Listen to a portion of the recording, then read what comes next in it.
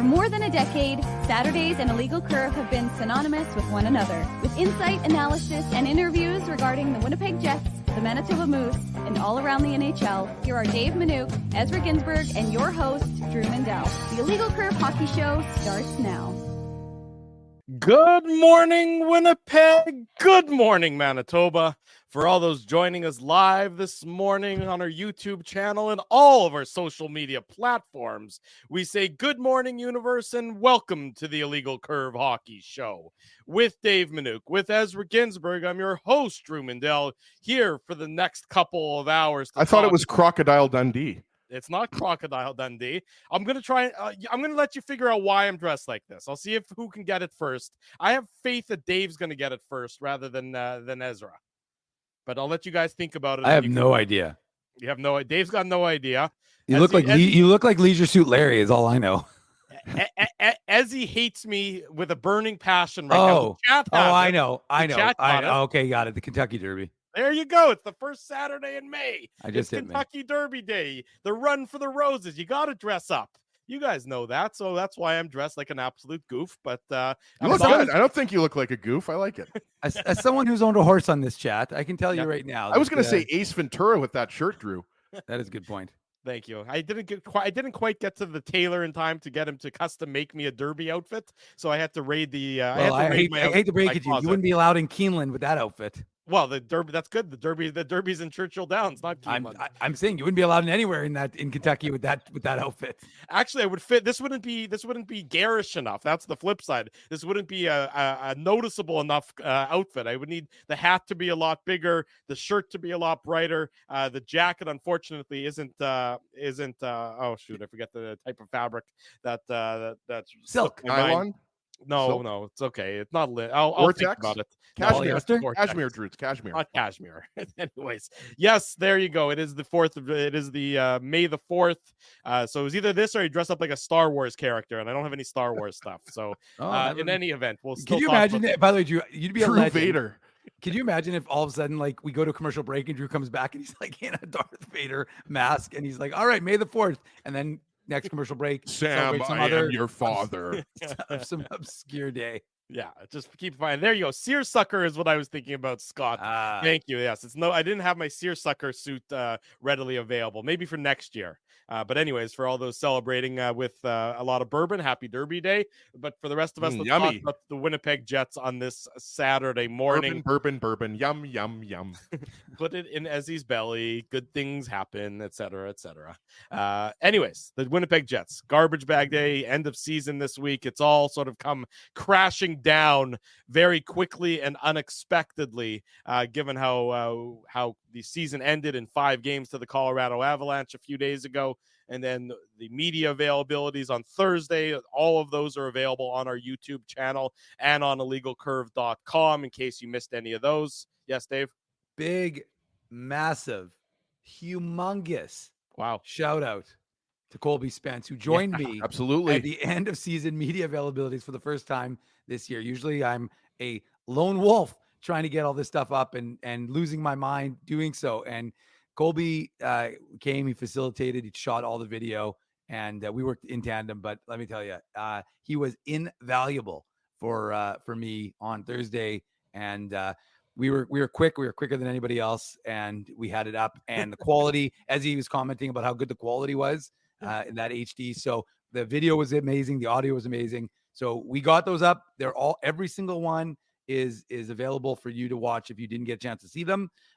So it's probably an hour and a half or 2 hours worth of footage. But, I was going to say, Dave, you guys must have been there for at least 6 or 7 hours. Oh yeah, we were there Thursday. Yeah, there was a lot of interviews. We got there at 9 and we left at 3. So I mean, but it was. There was it was sporadic. It wasn't obviously like right after the one after the other, but it would be, and then there'd be a lull, and then obviously because it had to deal with Kevin Cheveldayoff and Larry Simmons doing their media exit media meetings with the players, and then we'd get them after that. So it was a busy Thursday, and we have it completely chronicled, legalcurve.com or on our YouTube channel. But of course, don't do it while we're live. Do it after the show.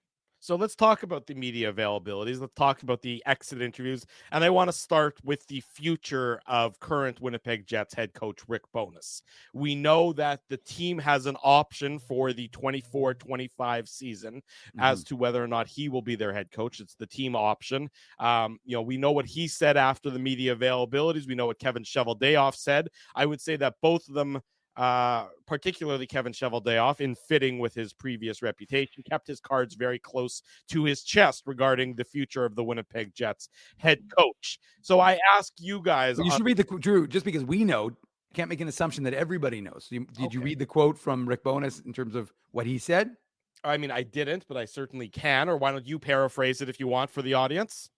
Well, I'm just like hold on. I don't have to paraphrase it. I have it on a little site called thelegalcurve.com, as your site for all the latest Jets and Moose news. But he said, hold on, now I got to bring it up. You're forcing me to bring it up.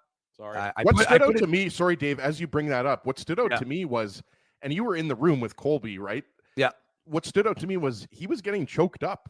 Like, I wouldn't say he was crying, but he was getting teared up, Dave, when he was asked about his future, and he was talking about how it's a privilege to be in the NHL and how it's been, his life, because, for those who don't know, Rick Bowness played in the NHL before he coached. He coached the 1.0 Jets. Yeah. I don't believe he was a head coach. He was an assistant? No, I think he was an interim. Coach. He was an interim. I think 1 year, right, Drew? Yeah. And then he was an assistant coach. But he played in the NHL. So, I mean, he's been in the game for what? 50 plus years? Something like that. So he was getting emotional. That's what stood out to me. We'll get into, Connor Hellebuck and some of the other players, because he was also getting pretty emotional. Well, but my question... Drew, here's the comment. So he goes, every year I sit down and I talk to Judy, talk to the kids. I'll talk to Chipper and Chevy. I know what I'm going to do. I know what I want to do, but that will come out. And then, of course, Freezer, in his follow-up question, said, so in a perfect world, you'll be back. To which he responded, no surprise, we'll let you know. Yeah, but I'm just saying, so just in case people didn't know exactly what he said, now you do. There you go. And then Kevin Cheveldayoff was, of course, when in his media availability, was asked similarly, what the future of, Rick Bowness would be. And he was circumspect about it at best. He certainly did not give any, clear answers with regard to Rick Bowness and his future. So I'm going to ask you guys, as you sit here on May the 4th, do you expect Rick Bowness to be back as the Winnipeg Jets head coach? Ezzy, I'll start with you on that one. Sure, I appreciate it. Yeah, I really, it's tough to say right now, right? Like the way Rick Bowness was talking, I don't know if he knows, right? So as you mentioned, Drew, there's a club option, which is kind of a unique situation. It would be a little bit more clear, I think, if his contract was just up and he hadn't signed a new contract, right? I guess we would probably still be asking the same questions, but look, Rick Bowness is not a young man, and I'm not saying that with any type of ageist, slant. He's 69 years old. I don't think, he's going to be a head coach in the NHL for the next, 10 years. It gets to a certain point where I think, you have to realize that, your best coaching days might be behind you. I'm not saying that they are necessarily. I'm just making a point. Like, he's not a 55-year-old guy. He's almost 70 years old, right? So I think that's of note here. But I think, there's probably going to be a little bit of, I guess it depends, right? Like, does he want to come back? Do the Jets want him back? Is there that unfinished business? What direction are they going, right?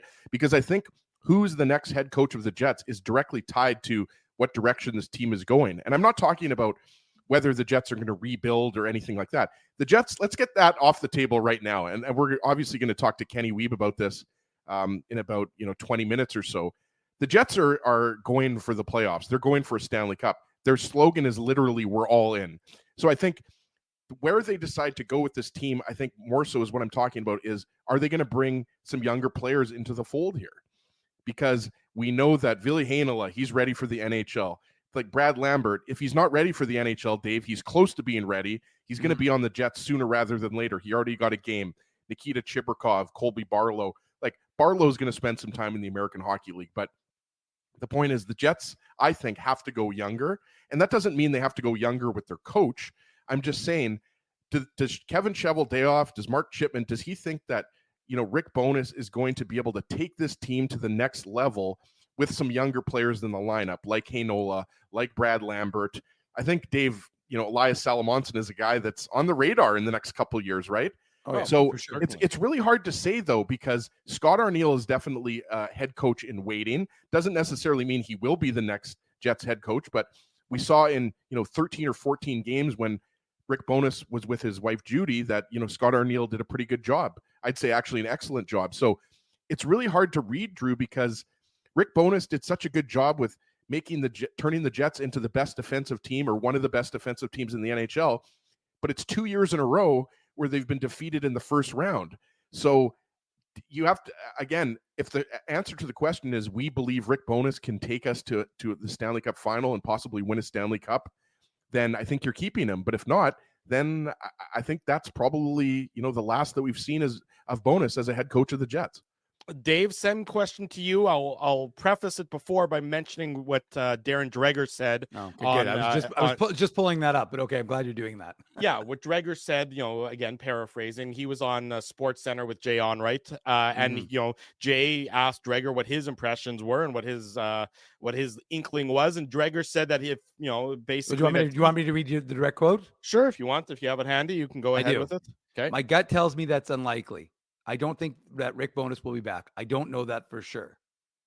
There you go. So that's Darren Dreger giving his opinion. And, for whatever you want to say about the insiders, they usually, in circumstances like this, they, I'm going to defer to their opinion as having some weight behind it. So same question for you, Dave, as I asked Ezzy. Do you expect Rick Bowness to be back as the Winnipeg Jets head coach next season?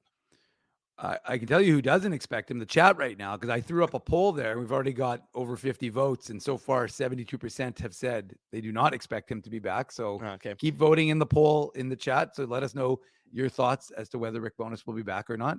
Can you add a poll about my outfit if people like it or not? We'll do a poll every hour. So I'll close this poll down at 10 o'clock. So you have till 10 to vote on this one, and then we'll switch over to Drew's outfit choices for the record, I'll give you a sneak preview of the poll. Which outfit is worse, this one or that Halushis smiley face yellow shirt that he sometimes wears? So you can just think about mull over that one until 10 o'clock when I make that one live. You might have to explain to the audience what Halushis means. I don't know if that's necessarily a commonly known word. I think that people can understand, from people in our community. I think that they can understand the general sense is what I'm trying to convey, which is as ugly as F. Anyways. And also, is Drew referring to the Jewish community or the wacko community? Yeah.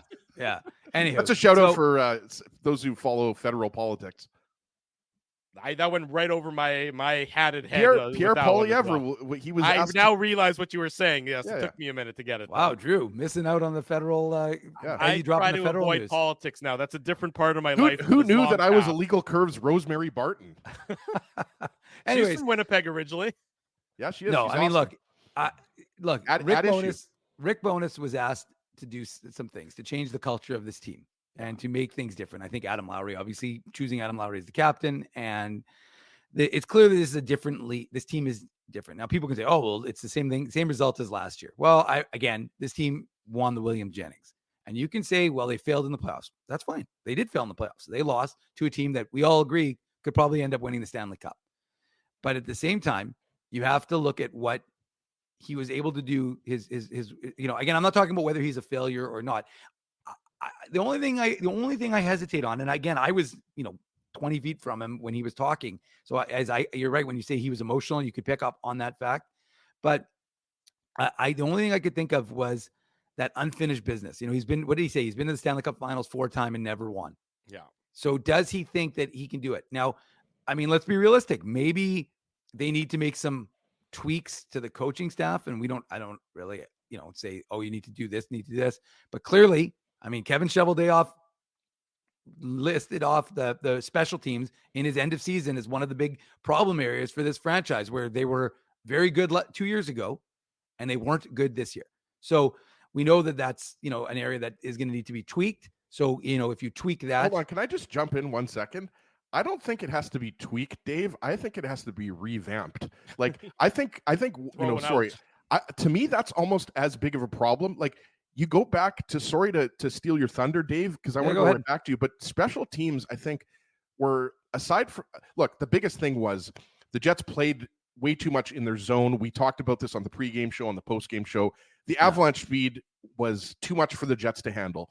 The Jets were outmatched by McKinnon, Makar, and the rest of the Avalanche. The The special teams, the power play especially, I think needs to be revamped. The Jets should have a top 10 power play in the league as far as I'm concerned with the talent they have, especially now we know Gabe Vilardi is Mr. Power Play, right? Yeah. But I just wanted to mention that like, I don't know, is Brad Lauer back next year? I don't know if he is.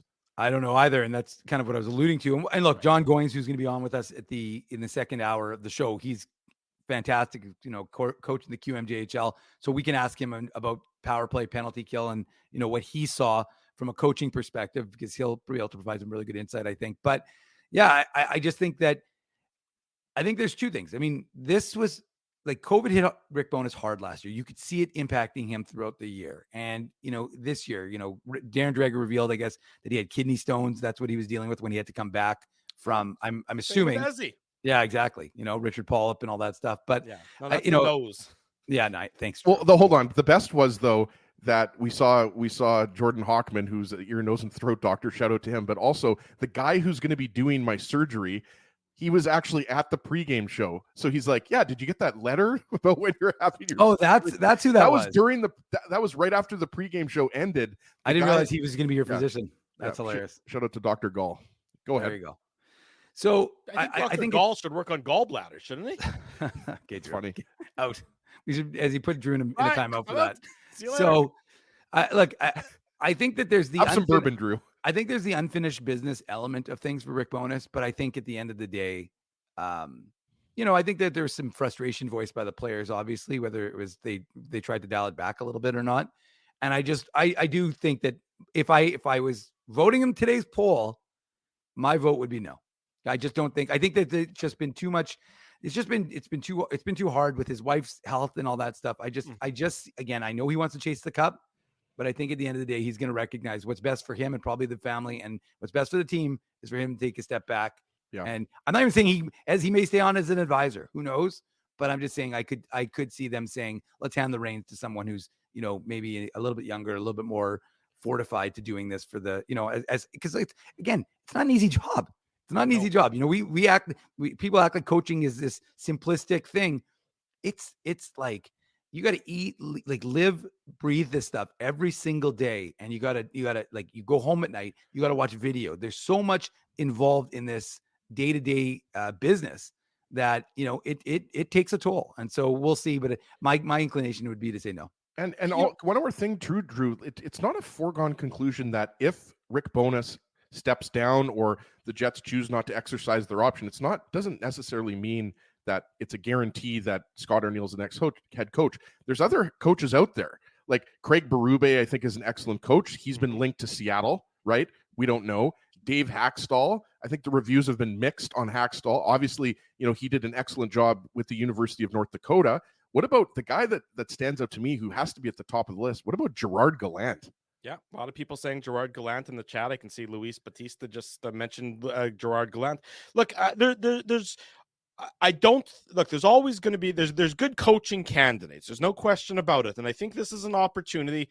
For the Jets, if they choose to move on from Rick Bowness, and we don't know the answer to that just yet. If they choose to move on from him, I would hope that they would cast a wide net and not necessarily immediately just hand it over to Scott Arniel. Look, Scott Arniel did an admirable job when Rick Bowness left the team to deal with Judy Bowness's health issues, and then later in the year when he left the team again, Scott Arniel did a very good job. That doesn't necessarily mean that he's the best candidate to step in. I think what Rick Bowness has done for this Jets team and this Jets franchise is he's established for them the knowledge that there has to be some structure in how you play.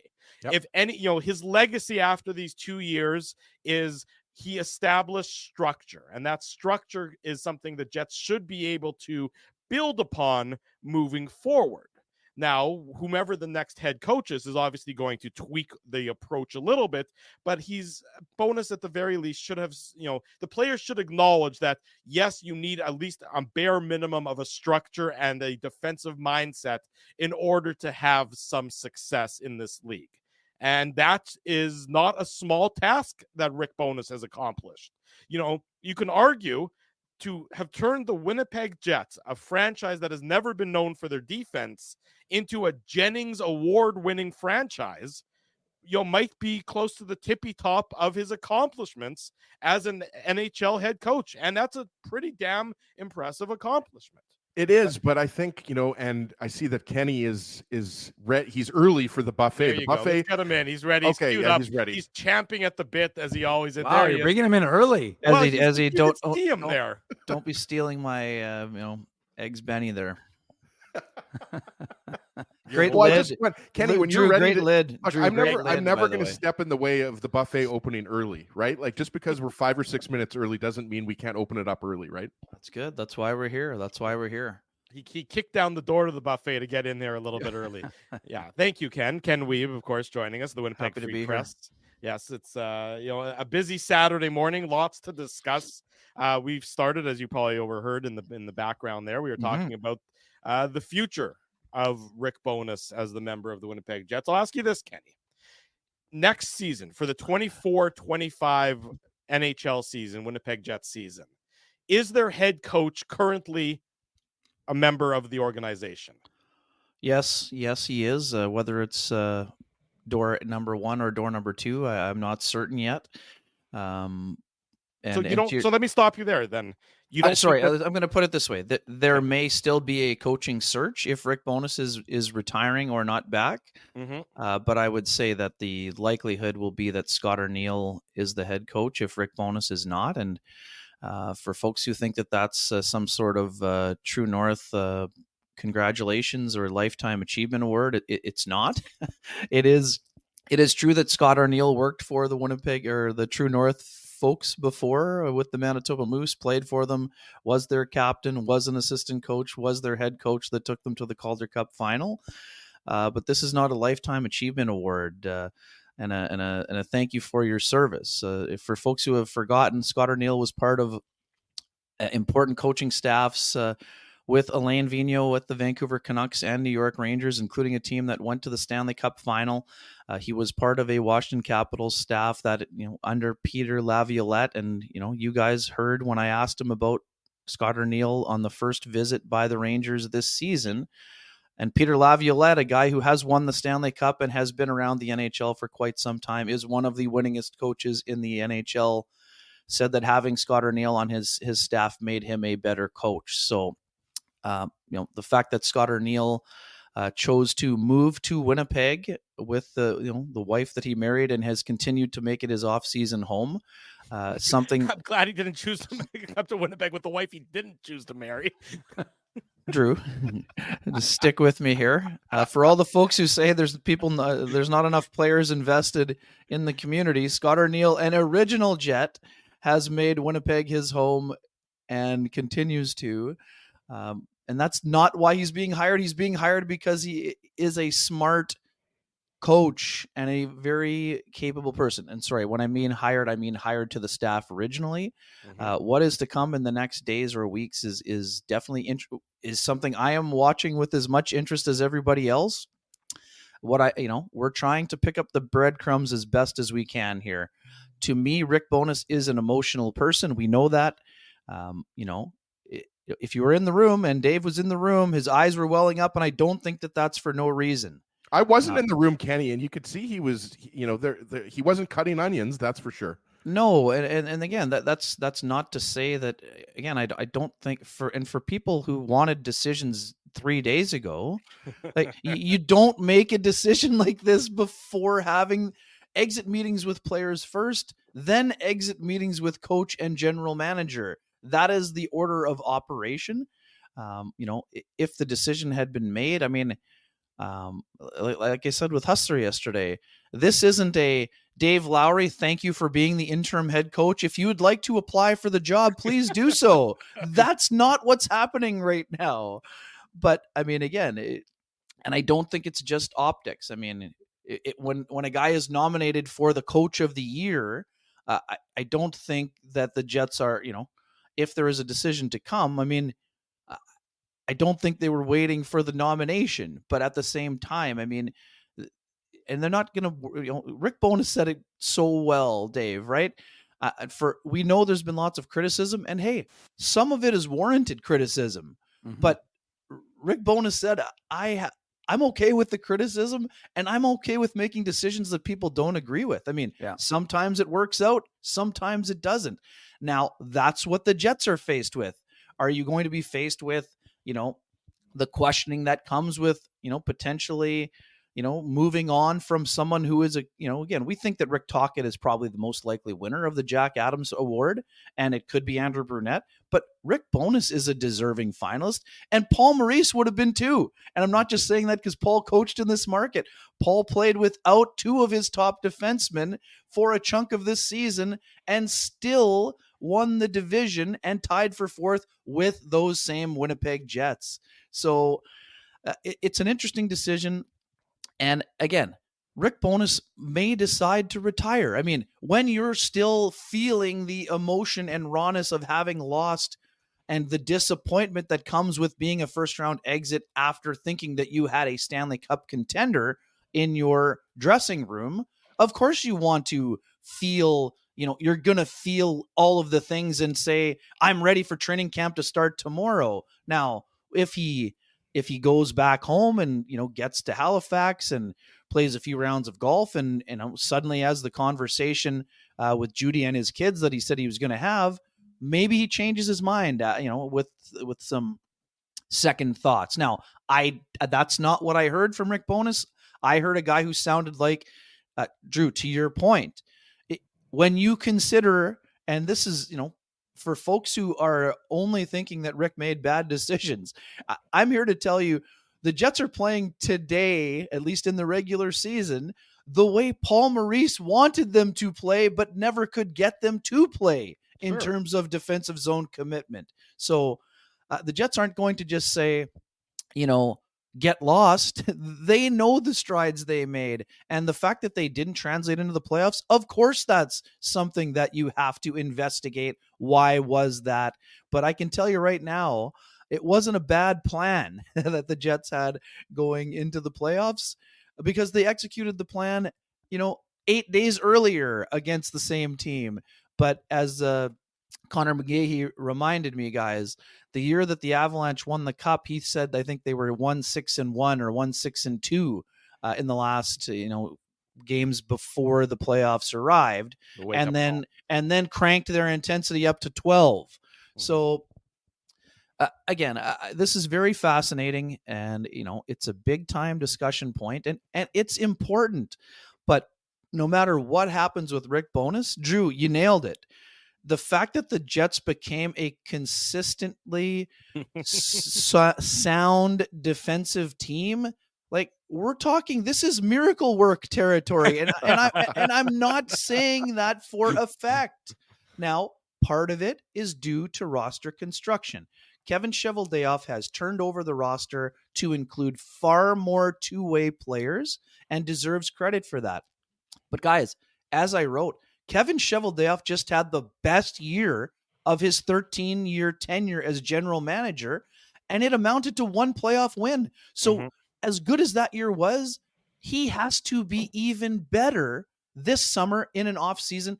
Will it be as dramatic? Probably not. But there still needs to be, change, not just for the sake of change because they have to turn the roster in order to compete with the Colorado Avalanche and the Dallas Stars and the rest of the teams in the Pacifics, right?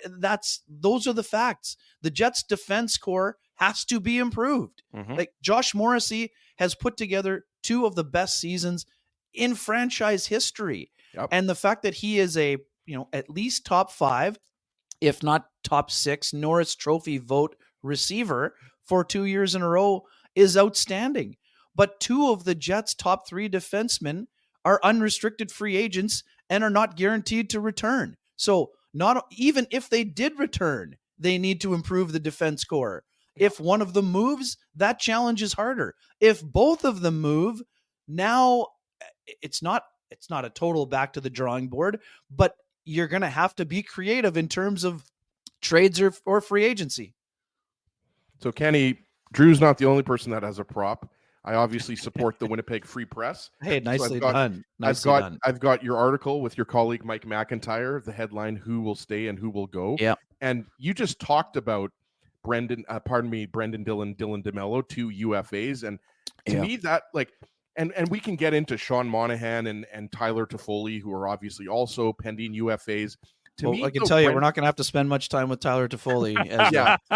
No, I mean, I agree. I don't think. I think is he not going to ask for? There's no money? think. There's no think. He's just not coming back. It was a good effort and it just didn't execute. Look, he had a couple goals in the 5 games, right? Like but he wasn't good enough. But let's focus on the defense, Kenny, because I think the most fascinating thing to me, like I'm going to put it out there, just giving my own opinion. I think absolutely Dylan DeMello should be back. I think the Jets should re-sign him. I think he's done an admirable job. He deserves a pay raise. Brendan Dillon, though, I thought, and again, I should mention, I wasn't there. You and Dave M were there, obviously, at Matt Frost Media Center. I thought it was interesting when Brendan Dillon said that he was disappointed that he didn't have a contract extension. I'm not saying that he still won't have one, but I guess, do you see Brendan Dillon signing a long-term deal? I guess long-term in quotations, 4 or 5 years or something like that. And how would that impact Ville Heinola? Because I think you'd agree, don't the Jets have to create room in that top 6 for Heinola? Yeah, right on, Drew. And just to clarify, I mean, Tyler Toffoli, it was a smart call. We all praised it when it happened. It ended up being more in Kevin Hayes territory than Paul Stastny territory. It just didn't fit the system. I mean, Tyler tried hard. He produced some goals during the season, and yes, he got 2, but he just didn't have the impact that was expected of a guy with championship pedigree. And he showed his sniper ability in Game 5, but there just wasn't enough of that finish and dangerous chances when it counted. In terms of the defense, I spoke with Dylan DeMello in October in Montreal, and he expressed the same sort of disappointment. Again, it's not outward like wake up call territory, but it's when you are on the first pairing, of course you're going to feel like you should be signed. And he said it himself, of course you expect Scheifele and Hellebuck to be dealt with first, but there is an element of what about me for both of those players. They expressed it during the season. And again, we want players to be honest all the time and be a little bit more transparent. That's great. It wasn't a shot at Kevin Cheveldayoff. They understand what the pecking order is, but it's impossible to, if guys around you that you value are getting raises and you're not, of course you're going to be wondering, maybe I need a visit with HR or need to go into the GM's office, right? I mean, in all facets of the world, I think people would feel that way. That Brendan is a little bit more outgoing and kind of used humor. I think that's more to do with Brendan. I mean, and people that say he shouldn't be speaking out for what he wants, that's absurd. Like, of course you should be, advocating for yourself. Now, do I think he is out the door because that's occurred? No. But what I will say in both cases, guys, if you've waited patiently for a raise and you're now, 2 months away from, all NHL teams having the opportunity to offer said raise, you're going to have to be blown away by your current employer. I mean, even if you love your current employer, right? This is simple, right? If the current employer, there's no way of knowing the current employer can offer the most money or the best deal for you. And it's important to remember too, he didn't just make a bunch of jokes. He said, I've been on teams, and he means the San Jose Sharks, in my estimation, where guys who made it to the Cup final and thought, it's pretty good here, but I'd like to take the money and go elsewhere. And then those players never had a sniff after that at the Stanley Cup. So congratulations, you got an extra mil, taxable, you got an extra 500,000, but you never got back to where you wanted to be. So I'm not saying Brendan Dillon's waiting for a $6 million offer, but what he wants, if he's going to take the term, whether it's term or dollar value for both players. And we know that Dylan DeMello went out of his way to say, with a second child arriving, and congratulations to the family, that he wants to put roots down, right? He's been, he's moved 2 times. And if he moves a third, he wants it to be for more than, 1 or 2 years. So, and much like Tyler Toffoli himself said, When you get to that status, UFA status, you have earned the right to cash in. Now, part of your choice is if you want to win, you have to consider your situation and scenario. Dylan DeMello has a long history of making his defense partner better, whether that's in San Jose as more of a third pairing guy, or whether it's in Ottawa with Thomas Chabot, or whether it's in Winnipeg with Josh Morrissey. Now, I understand the other side of the argument. Does Dylan DeMello have to be on the second shutdown pair, potentially with Brendan Dillon, in order for the Jets to take a step forward as a defense corps? That might be true, but until you have a better option, he's the best option. And Elias Solomonson, I believe, can be that option. But for folks who think he's going from the SHL championship at 19 to the top pairing with Josh Morrissey, there's evidence around the NHL, including someone who played the game last night for the Dallas Stars. Thomas Harley didn't go right onto the top pairing with Miro Heiskanen. He spent way more time with the Texas Stars than he cared to spend. But guess what? It paid off for him, and now he is a top pairing impact player in the Stanley Cup playoffs. Mm-hmm. And Ezzy, I didn't forget your original question. Ville Heinola, it's all good. There's a lot to get to at the buffet. Ville Heinola absolutely needs to be in the top 6, but Ville Heinola is not playing the role of Brendan Dillon, and next year he's not playing the role of Dylan DeMello. Ville Heinola needs to be, whether that's, I'm not saying sheltered on the third pairing, but if he was ready for top 4 minutes, he would have been in the NHL for top 4 minutes this year. Dave, you watched him a lot. And it is terribly unfortunate that he was hurt in the final preseason game.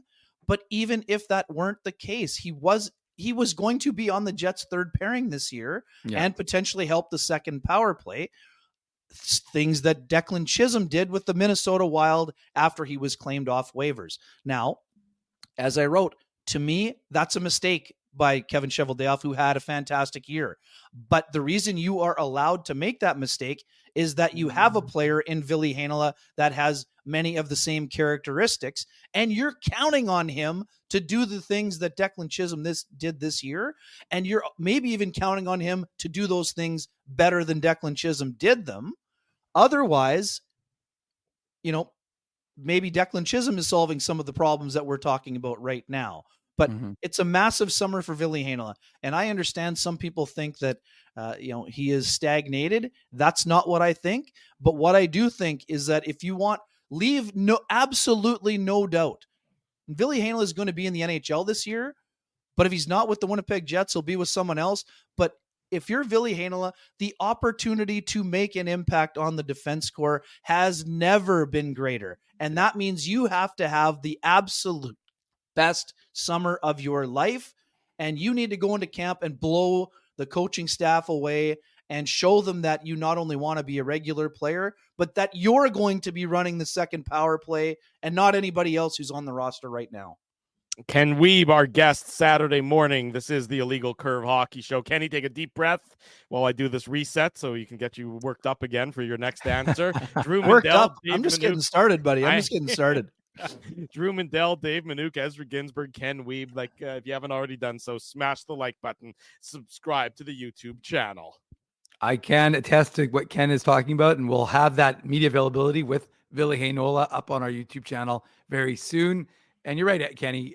My question isn't about Ville, but just to add to your point, Mark Morrison talked about it. He said, and something I think it's critical because I know people were clamoring. They were seeing he was getting the points in the AHL, but when they don't watch the games, they forget that there's other things, other elements to playing defense than just points.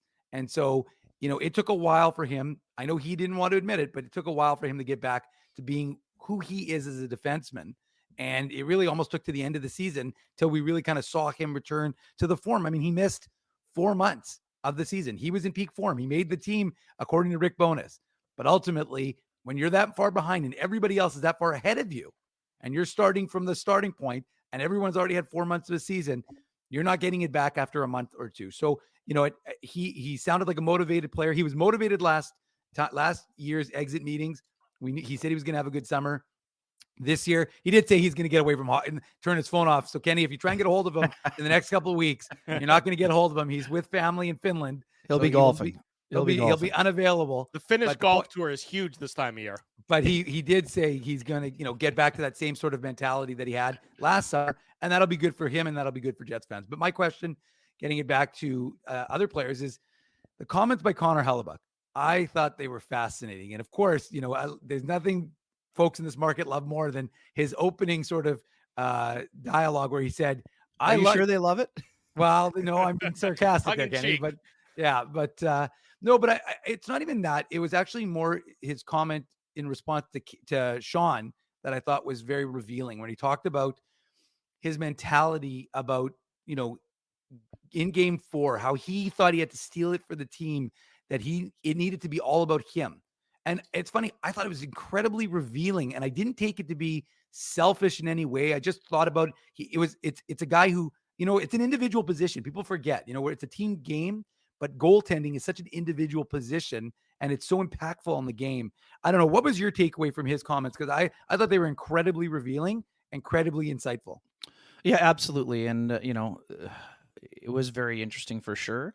And, I'm not surprised he opened the way that he did, but if he had only left it at that, I would have been concerned. And again, mic drop out. I'm happy for him to feel that way.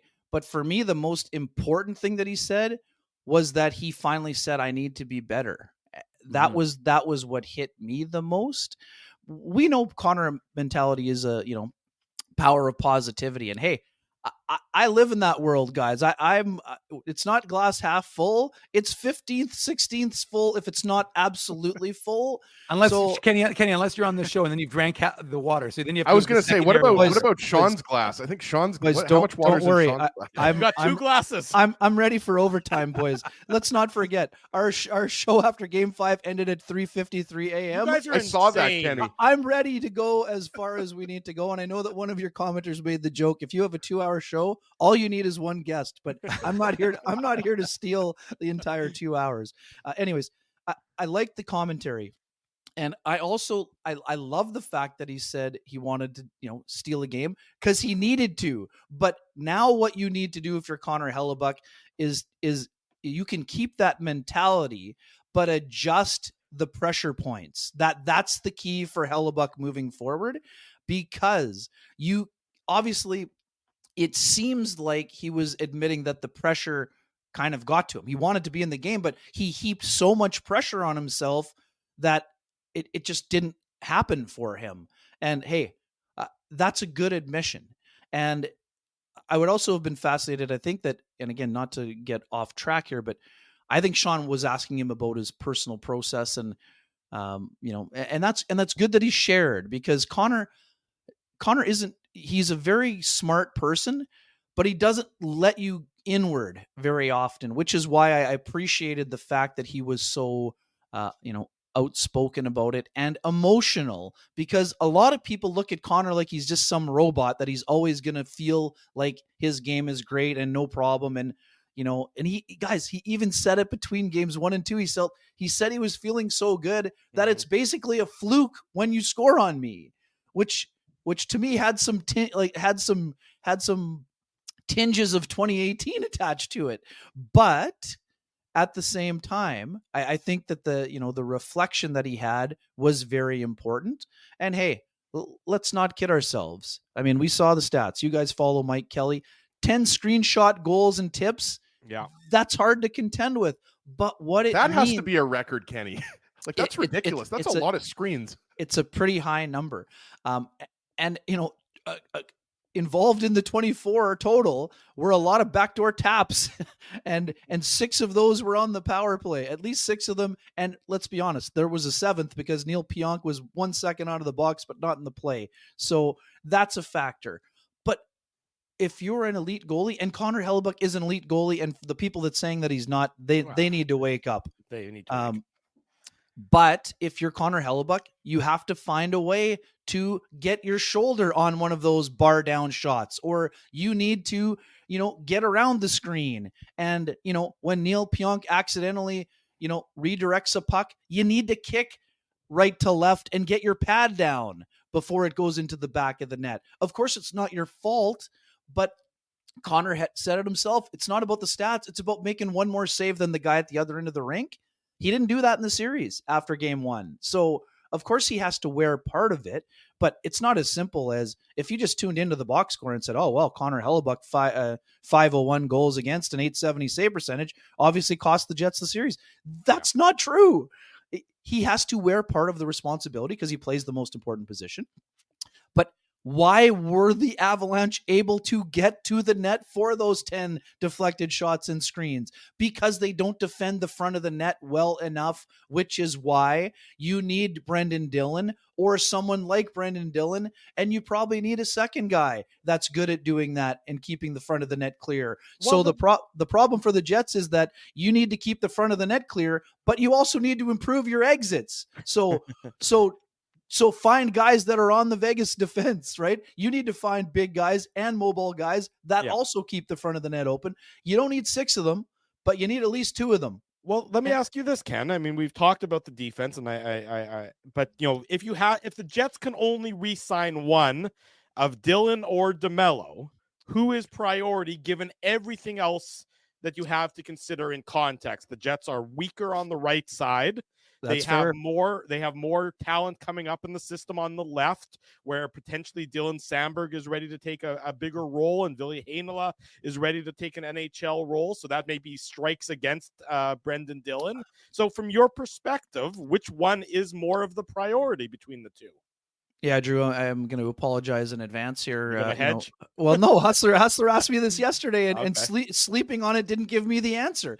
I've been trying to figure this out for 3 years already. Right. And all of the factors. Like, this is simple. If Brendan Dillon were a right-handed shot player who was 31 instead of 33, then of course he'd be the priority. But all the other things that you said, Elias Solomonson is coming, but the Jets don't have a right-handed first-pairing defenseman on their roster right now.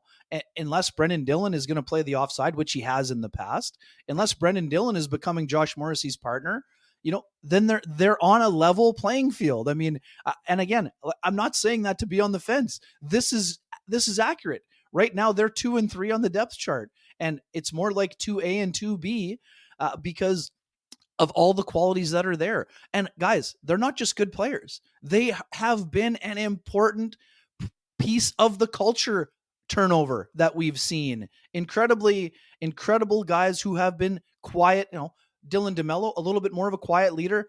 Brendan Dillon, I think, is a little bit more of a vocal leader. Okay, and they're both... Let me interrupt you for a second, Ken. Sorry. So we're talking about, we were in agreement that the Jets need to upgrade the defense. Yeah. But at the same time, based on the conversation that we're having, we're also advocating for, to some extent, running back the same defense with regard to the Dillon and DeMello, unless Schmidt and Pionk are being sent away from the organization.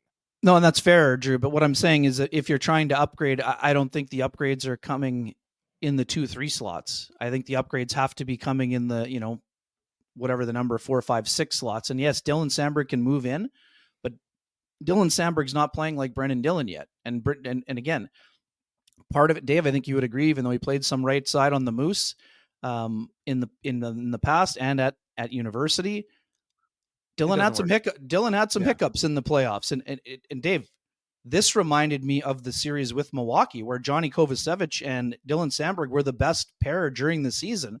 Mm-hmm. And they had some trouble in that series, right? I mean, Chisholm was the best. Ironically, Chisholm was the best defenseman, better than Heinola, better than Kovacevic, and better than Samberg. So I'm with you. And I never understood the reason. I understand he wanted to get Logan Stanley in, but moving Dylan Samberg at the end of the season to the right side where he's not as comfortable didn't make a lot of sense to me, because he spent the majority of the year and the majority of his career as a left side guy. And did well. I mean, that was the other problem with. I mean, I understand you wanting to bring. We just talked about it. Like, Logan Stanley can clear the front of the net, and he's a big, strong guy. Like we said, he has all of the qualities that a team would be looking for in terms of adding those components. It just hasn't happened consistently enough. And to his credit, it happened more consistently down the stretch, but it didn't really happen into the playoffs. Now, I don't just say it's as easy as saying, well, that means Logan Stanley can't do it. maybe if Logan Stanley wasn't a healthy scratch for 43 of the first 53, maybe he could have done it. So now it's shared. It's shared responsibility. Logan had to give them a reason to play him more, but it's chicken and egg, guys. If you had played more, now having to do it at full speed, playing 8 of the last 11 or 10 or whatever it was, great. But he never played against teams playing at warp speed the way the Avalanche play. So I don't blame the player completely, even though I always say I think player execution is a bigger factor than tactical or coaching or all of those things. But at the same time, you're right, Drew. But Drew, the other problem with your theory, both Dylan DeMello and Brendan Dillon want to be here, and I think you could sign them at a reasonable rate. It's not going to be cheap, but it's in order to replace them, to get a number 2 guy, you're looking at a north of $6 million player. And a player that wants to come here unless you trade for that player. So let's talk about the trade, because that brings me to the question about Nikolai Ehlers. Because Nikolai Ehlers was certainly, we know that, the playoffs didn't go the way he wanted them to. We know that his usage has been up and down and all around and not really consistent. So what of Nikolai Ehlers, and how does that play into the need to upgrade the back end? Yeah, I mean, I'd also remind folks that some of that is shift length, and the number of shifts with Kyle Connor are often the same, but the numbers are down. And obviously the biggest, wide gulf in minutes is our power play minutes. Mm-hmm. And, we thought this was all 4 of us thought this was the year that they would find a way to make it work on the top unit. And that was basically abandoned within the first month of the season. Right. So, that's a problem. In terms of getting that usage up. So it's super interesting, guys. Nikolai Ehlers loves it here. That's obvious. Spent 9 years here already in the organization. But again, if you are a player who views yourself the way that he does, and he should, as a top 10 pick, you probably want to be in a place where you're going to be on the first power play unit, whether you're on the top line or not. So of course that's going to be a factor in the discussions. And I know some people had their nose out of joint for what Nikolai Ehlers said in his meeting. But again, he hadn't been told by Kevin Cheveldayoff what the plan was for him next year at that point. So when he was saying, I don't know, it wasn't that I don't know if I'm going to be here. I think it was, I don't know how the Jets view me in terms of my long-term role with this team and what the next contract might even look like starting July 1st when he's eligible to sign one. So yeah, these are the facts. Nikolai Ehlers is a great person. He's also underperformed in the Stanley Cup playoffs, and he would be the first person to tell you that. And I get it. Chicken and egg would have some factor in that discussion. But someone as talented as Nikolai Ehlers, having 4 goals and 14 points in 37 playoff games, it is legitimately almost unbelievable, guys. 4 goals in 37 games for a guy who is one of the fastest players in the NHL, and I'm not exaggerating. One of the best players in terms of zone entries. One of the most dangerous players on the ice when he is playing at full speed. And I understand, hey, puck luck is a thing, but we're not talking about a 1 or 2 series sample size here. This is, what is it? 7 years out of 9 or for sure 6 out of the 9 in the playoffs, if not 7. So, and I'm also here to tell you that bothers Ehlers more than anybody else saying that he can't perform in the Stanley Cup playoffs. And I don't think that is a fair assessment. He has not performed at his level to this point. Do I think he can perform down the road with the Jets or somebody else? Yes, I do. But in order for that to happen, he needs to make it happen. So that's as simple as it gets. And would it be easier if he was the one banging one-timers from where Kyle Connor is? Of course it would. But that's not changing anytime soon. So I do think that and on top of all of those things, he is clearly the best trade chip the Jets have in order to A, improve that top 4 that we were just talking about, right, or B, maybe bring in a forward, whether that's a center or whatever else with some term. Again, we'll dive into this. We've got months to dive into this, but off the top of my head, the New York Islanders have turned into a team that likes to score, more than they defend. How about it?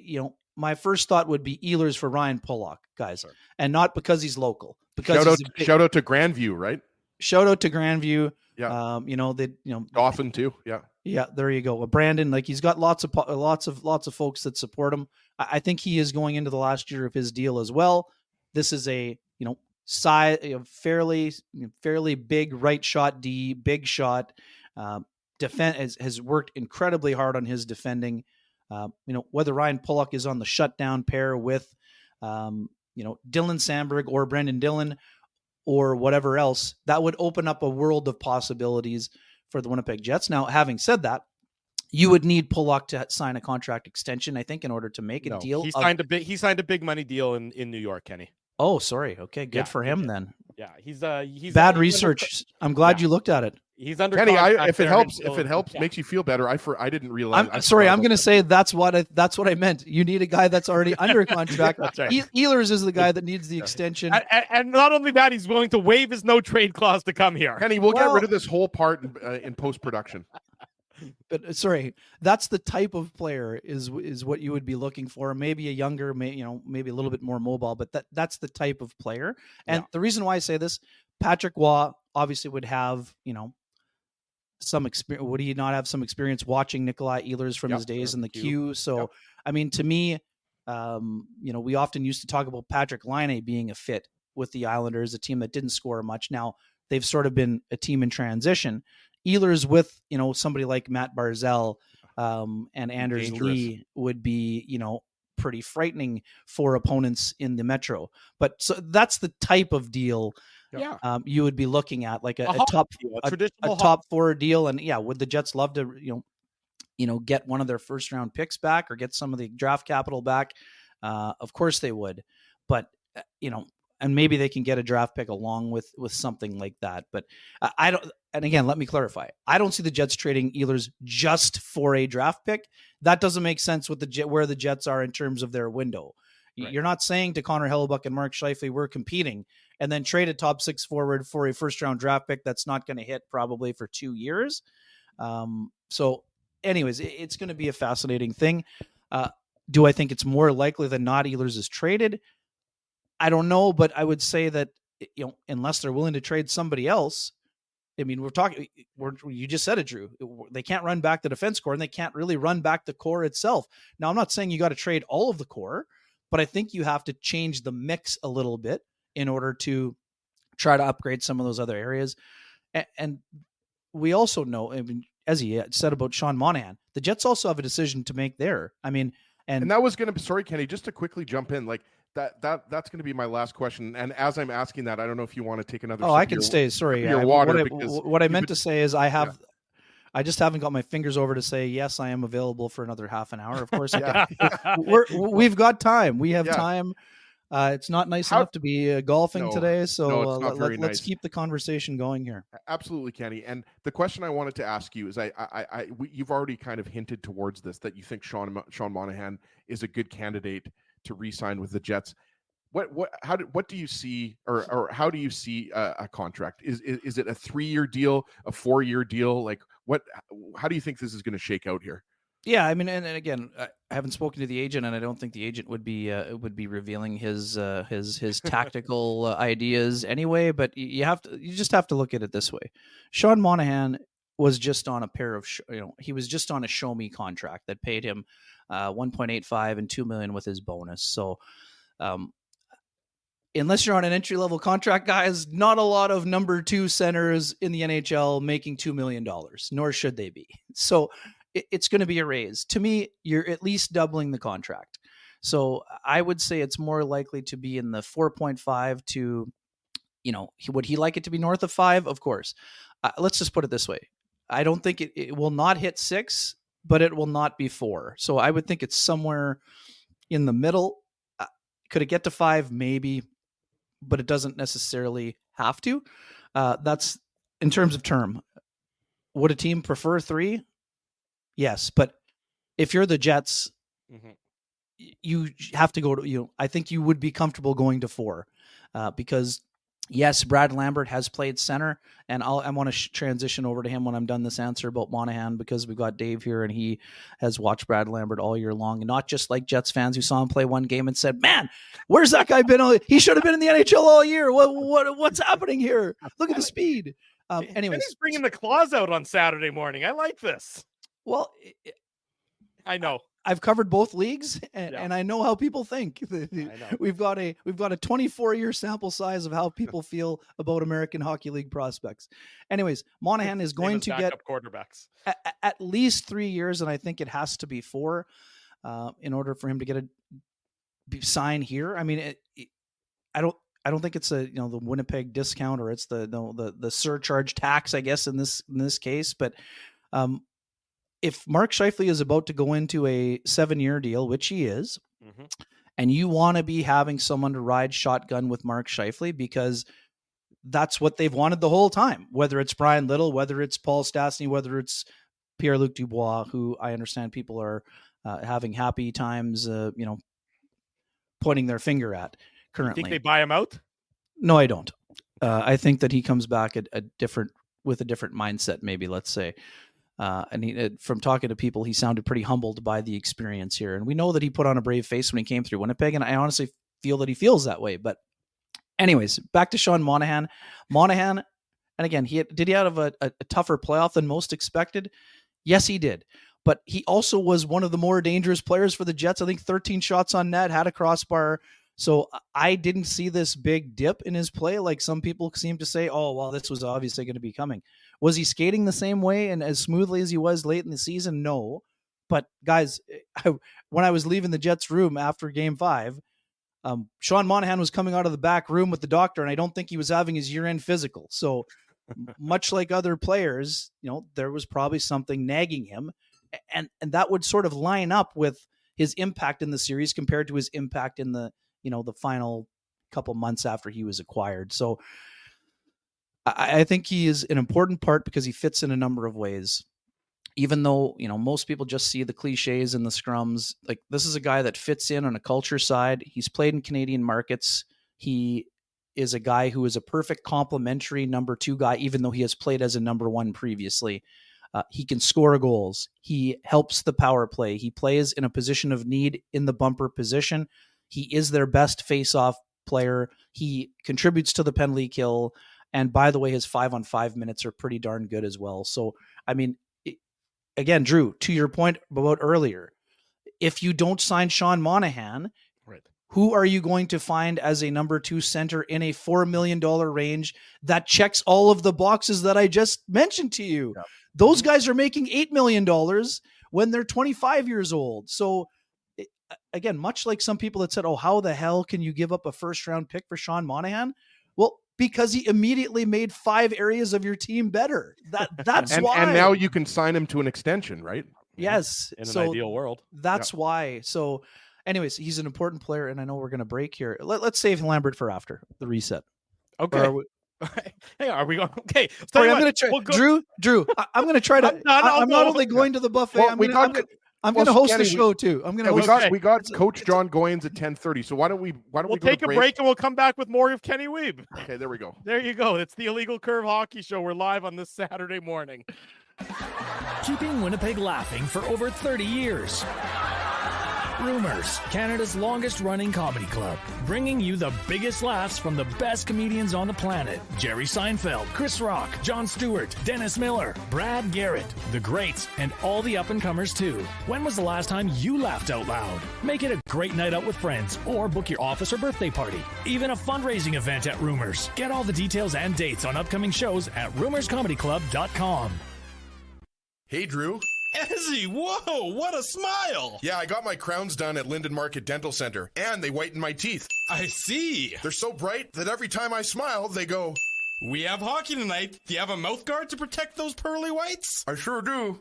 Whoa, they even ting through the mouth guard. Linden Market Dental Center covers all your dental needs, from restorative to cosmetic dentistry, and will fit you with a sports guard for that active lifestyle. 877 Waverly. See lindenmarketdental.com. It's all over, folks, and the run has come to an end. You'll be so far away. A Canadian team hasn't won the Cup in over 30 years. That the Cup will stay south of the border. Maybe it's time we try something different.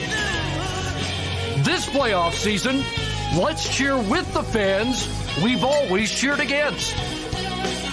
Team up for the Cup at Boston Pizza. Hey Winnipeg, Wendell Clark here. I'm coming out there May 28th for the Rady JCC dinner. Myself, Dougie Gilmore, Grant Fuhr. Some good storytelling about Winnipeg beating us up when we used to come there. See you there. We did it again! You're on fire, man. There's power in a handshake after a great game or great deal. It shows professionalism and respect. Two qualities Zappia Group Realty take pride in. You don't build a business where 95% of your clients are referred by others without honesty, integrity, and total dedication to client satisfaction. To sell your home for more in less time, shake hands with Frank and Mauro Zappia of Zappia Group Realty. Get started at ZappiaGroup.com. Saturday morning, welcome back to Kenny and the Curves. Ken Wiebe, Drew Yes. Mandel, Ginsburg. Not sure what happened to Dave Manook, but I think I want to bring up Brad Lambert and he bails out. What's the deal? No. He's back. I was just resetting my computer. I had to make sure it was a little glitchy, so I figured I'd do a There quick you go. reset, Kenny. there you I go. love Kenny, it. you I were love it. melting Dave's computer into it. That was the Well, problem. You were melting I it got down. so excited at the prospect of talking about the Moose that I was like, my computer literally overloaded. That's how excited I was to finally hear you. have something exciting to talk about. So let's talk about Brad Lambert. You got a chance to ask, Kevin Cheveldayoff about him on Thursday. And, I mean, look, we talk about development and you're right. I mean, everybody is in a rush. And, look, when they're seeing what, Logan Stankoven is doing in Dallas, folks get excited at what prospects can do. Brad Lambert had an exceptional year. His first year in North America as a center in the pro ranks. Of course, he did that a little bit overseas, and did that in the junior ranks, obviously, with Seattle 2 years ago. But from your perspective, what do you see in terms of like a plan for Brad Lambert moving forward? Obviously, Nikita Chibrikov, he's going to take more time in terms of seasoning, but specifically on Brad Lambert, if I guess to kind of tie it into the last question, that Sean Monahan, if he doesn't sign, do you see Brad Lambert as that 2C option, rather than trying to force him to become a winger now, kind of like what they did with Jack Roslovic, right? Like Jack Roslovic was the center in the AHL, really good. And then you put him onto the wing in the NHL. Do you see Lambert transitioning and maintaining this, idea of him being a center when he makes that jump to the NHL? Yeah, it's a great question, and I didn't watch him enough to know what his defensive game looks like at the American League level, and that will be again, we're not talking out of school here, guys. Yeah. Brad Lambert's biggest issue at the NHL level is not going to be if he can keep up, because people have to keep up to him. Yeah. It's not that. It is if you are going to be able to play below the dots in the NHL at his size, even with his speed. What impressed me most, and again, this is a small sample size, but what impressed me most about Brad in terms of when he broke onto the scene in that game against the Calgary Flames in the preseason, where folks were calling for him to be on the team last 2 Octobers ago. Yeah. What I saw in Brad Lambert was someone who is far more confident in his routes. He knows where to be. Like, he's not just flying around like someone who doesn't know where he's supposed to be going. He knows what the routes are, and he knows where to get to on the ice. I thought his vision has improved, and that means, and that's a compliment, because trying to do those things at that speed is not easy. It's not as easy as just skate as fast as you can and see what happens out there. You need to be, timing at the right time. I thought he was good on his breakouts. I thought he's an explosive type of player. He was everything that the Jets could have used in the series against the Avalanche, where they were not fast enough, but he wasn't ready to be doing that against, Nathan MacKinnon. Like, if you get Brad Lambert on the ice against Nathan MacKinnon in Denver, I'm here to say it's probably, and that's not a knock on Lambert. It didn't go well for the most seasoned Winnipeg Jets at times. And the Jets actually did a pretty good job against MacKinnon at 5-on-5. But what I am telling you is that Brad Lambert, when he came up to play the Vancouver Canucks, didn't find himself on the ice against JT Miller. JT Miller wasn't playing, but I'm talking about a big, strong, physical force that you have to try to check. Now, of course, if you can make that other guy check you and chase you around on the ice all night, Of course that can work. I'm not certain that he's going to be a centerman or a right winger yet, Dave, and it may depend on if they can sign Sean Monahan or someone else.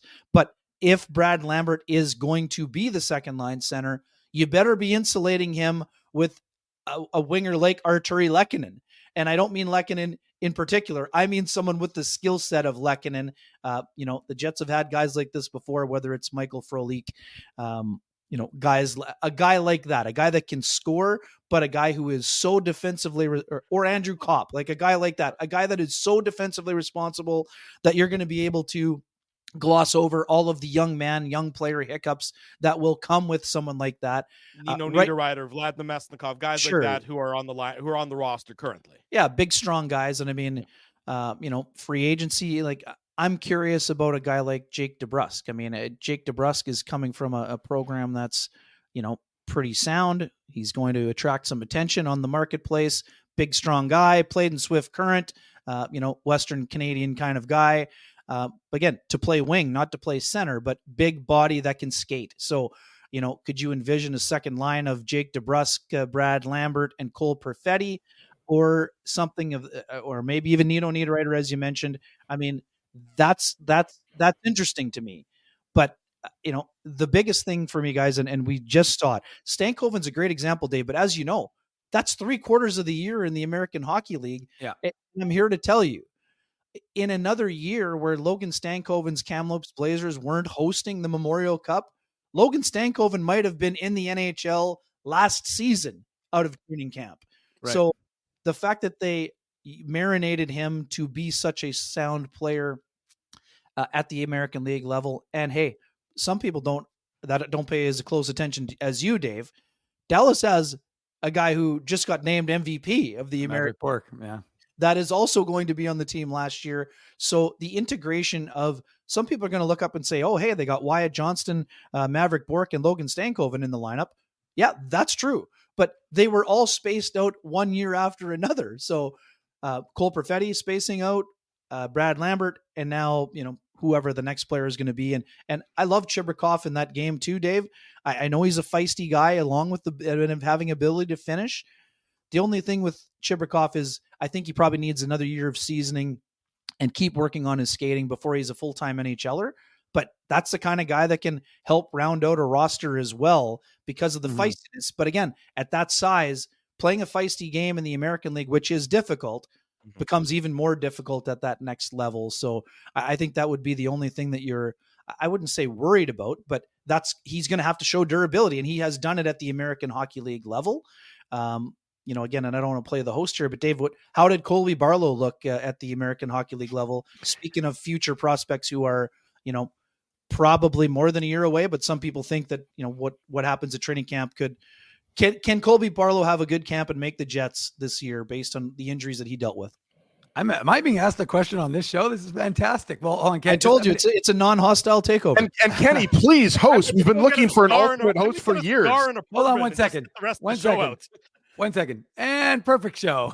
See you later. Goodbye. Curves. I love it. Anyways, so Kenny, I will end the Brad Lambert segment though with the words of not me, but his head coach. When I asked him about his what he saw from him as a center in the AHL this year, he said, I saw his growth as a center in the D zone mostly, being in the right position at the right time, having some timing to his game to get the puck out of the D zone. So to the point you're making. Sounds familiar.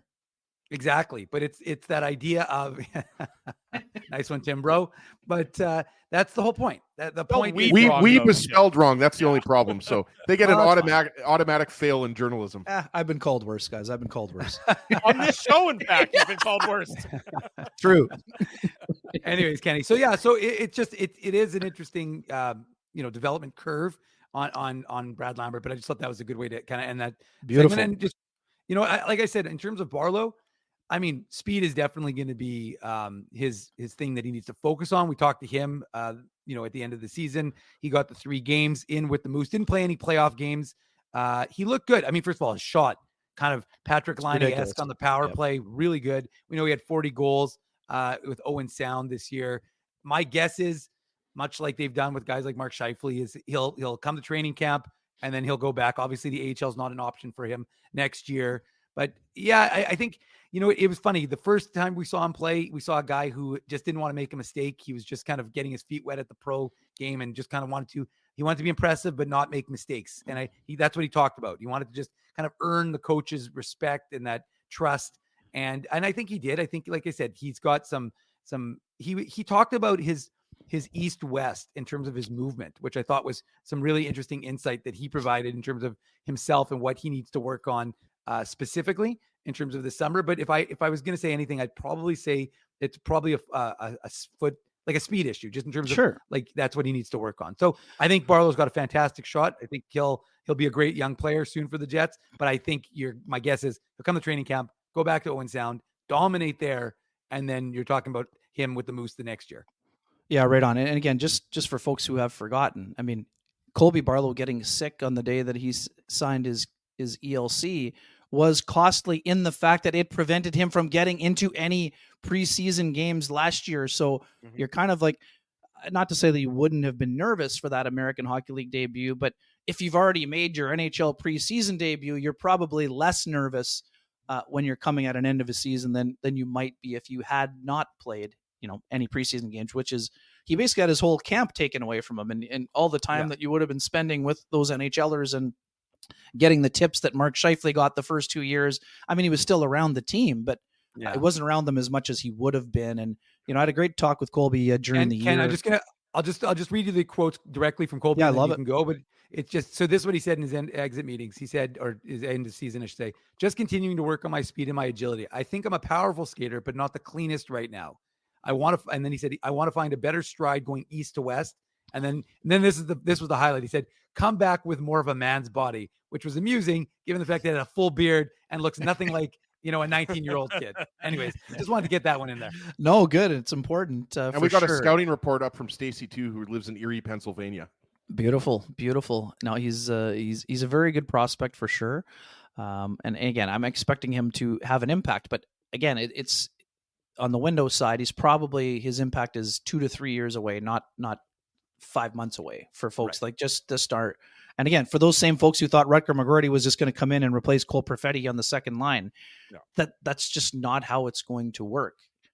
Especially now that he didn't sign. Yeah. there are stones. And again, I like I said, Mike did, Mike McIntyre, my colleague, was down in St. Paul, had all the conversations, but I've been sniffing around also. And this is for folks who, and I'm sure you guys laid it out at the time, Rutger McGroarty was not coming to play in the NHL as a top 6 player if he had signed this year. There was a legitimate possibility he would have needed to play next season, at least part of that season, with the Manitoba Moose, doing the same thing Colby Barlow is going to be doing, and that's working on his skating. And for folks who aren't comprehending, these guys are drafted in the first round to be impact players in the NHL, but you don't just jump in and become an impact player immediately in all situations, especially when you have parts of your game that you need to work on at a time when the game has never been faster. These guys have already taken strides when it comes to their skating, but the baseline is now a lot higher than it used to be for the NHL. And for Rutger, and for, again, this is not a knock on folks, but he missed significant development time this year. The NCAA season is short as it is, given the gruesome nature of the injury that he had and being, in the hospital for as long as he was. You missed a couple of important months. So the fact that he wants to go back isn't there's a breakdown in the communication or in the relationship with the Jets. This is a guy that Michigan is important to him. He spent a considerable amount of time there, and this is a leader who wants to lead. So this has got nothing to do, or very little to do, with the Jets. It has very much to do with his scenario and situation and where he would have been playing. And, he may have been around as an extra or black ace during the playoffs, but he was not likely going to be a roster player unless something had changed dramatically, unless there were a bunch of injuries. But that doesn't mean he's still not a great prospect. This is a guy who has won at every level that he's played. He brings some of the qualities that we were talking about the Jets' top 6 will need: size, power, willingness to get to the net, leadership. but it's just he's still young. He's 20 years old, guys. So and Roster's probably arriving before Colby Barlow. Dave, do you not agree? And I was just trying to tweet that the buffet was still open and you were still on it. What was the question?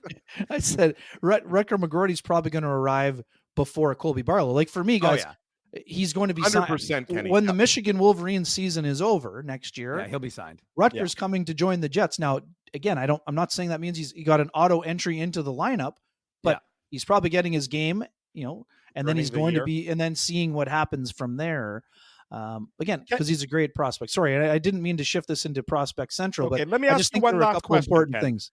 We're and one 8 last minutes, question. only last one. Come on, we still got time for a few. We got to take a break before John Kenny's Goins comes not- on. Kenny's You're not golfing restricted today. to like 5 minutes with this. With when this Kenny's answer. not golfing, he can give us 2 hours of his time on a Saturday. Exactly, I know, but This is what happens Cole when I say Perfetti. yes. Oh yeah, good. No, that's the I might need the 5 minutes now. Well, there you go. That's why I'm giving it to you. I'm giving you. I'll start the clock behind me, and then I'll buzz you out when you're done. What's the off-season priority for Cole Perfetti? I mean, this is a guy who had 19 goals. 19 goals by anybody's definition is a pretty good season. Yet at the end of the season, you can't help but feel that there may have been there's a disappointing element to how it all ended up. So, what's off-season priority for Cole Perfetti? Yeah, I mean, similar to last season's off-season priority, where Cole changed his trainer and was working on adding some speed. Cole does need to continue to add speed. We know that. That's the one area of his game that would not be considered above average for me. All of the other qualities are very high, including his defensive play, which, for some people didn't believe that he's a good defensive player. I think he actually, because of his smarts, he actually gets to the right spots. Now, does he win every single board battle? No. I mean, that isn't how it works for young players who are adjusting to that level. Cole's season as a whole, yes, 19 goals is a great year for anyone who actually just finished his first full season. And I haven't forgotten that he was in the NHL for 2 years prior to that, but both of those seasons ended in season-ending injuries. And Drew, what that means is that games 60 to 82, those are the hardest games to play. And by my calculations, he never got to play in them until this year. And I understand that there were 11 healthy scratches in that period of time this year, but that's because he hadn't played in those games previously to see how the intensity ratcheted up and how you needed to elevate your game. Now, Drew, this again, completely different players. This reminds me of the Patrick Laine 30-goal season. 18 of those goals were in 1 month. That means you had 12 in the other. You had 12 in the other 5 months of the season that year, and 18 in 1 month. Cole Perfetti, the disparity was not that high, but I think 14 of them were in the first 34 games. So again, you guys know I'm not the best with math, but if he finished with 71 games and 14 were in the first 34 games, that means he had 5 goals in a 37 games. There you go. Thank you for helping me out. Otherwise, we would have been here till after 10:30. I was about to pull out the abacus, Kenny. Abacus would have been helpful. And again, I understand he wasn't playing 20 minutes a night, but one of the most important factors for Cole this year, Drew, and he told it to me on day 1 of training camp. I think Dave was standing beside me. I want to play in as close to 82 games as I can. I would say that 71 is pretty close to 82. Now, would he have preferred to avoid the 11 healthy scratches? Of course he would. But there was a long dry spell that some folks have conveniently forgotten. And Cole came, the most important thing for the Jets and for Cole Perfetti is that he left that dry spell in the dust and became a dangerous player when the games are the hardest. So for me, that's his biggest takeaway.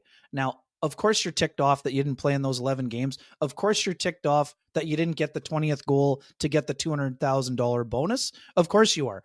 But it's not only the coaching staff that has to wear not getting to 20. Cole went 22 games with having 2 assists, right? Dave, is that not the number? It was for surely after a quarter of the season. A quarter of the season for a player that talented to not score, the player has to wear some of that responsibility. And the fact that Cole worked his ass off to be ready when his number was called down the stretch and then played well in the playoffs in his look is important in the big picture. Now, again, for folks who don't think that I criticize Rick Bowness, Cole Perfetti should have been playing in game 4, if not sooner. Yes. But Cole did a great job of getting himself ready for the most important games. And hey, I talked to Cole the day after his first healthy scratch as an NHLer, and it was heartbreaking for him to go through. He told me that night in Buffalo, he didn't want it to ever happen again. It happened 10 more times. But to me, that's fuel. That's not I'm taking my puck and going home. How could I ever be scratched? This is a guy who wants to come back and add another half step to his speed. And I'm here to tell you right now, Cole Perfetti is going to lead, much like I said about Ville Heinola. Cole Perfetti is going to be arriving in training camp and saying, you're not taking me out of the top 6. If anything, you're putting me on the top line this next season. That's how I see it. Now, we've been talking about centers. Is Cole an option to be a second line center next year like he was this year coming out of camp? Sure, he's on the depth chart until we see what happens otherwise. But I think Cole can make his biggest impact as a winger at the NHL level, and that's where I expect him to be. But I expect Cole to be north of 20 goals next year as long as he stays healthy. I was looking for a gong sound effect, but I don't actually have one. I heard it in my ear. 3, 2, 1. There you go. Thank you. Ken Wiebe, Weeb's World on Twitter, Winnipeg Free Press. The buffet is closed. It's been only raided. shrimp tails are all that's left. Shrimp tails are all that's left, people. Have a great weekend. Always great to be with the Curves. Enjoy the rest of the show. Thanks so much, Kenny. Enjoy the off-season, boys. We'll talk again. We'll talk again soon. Ken Wiebe, there he goes. This is the illegal curve. Mailbag is open. Sorry, mailbag is open. Yes. Free Press mailbag is open. Sorry. Check note 3. Last promotion. Send It's your on email. illegalcurve.com. Mail. Ken accepts mail.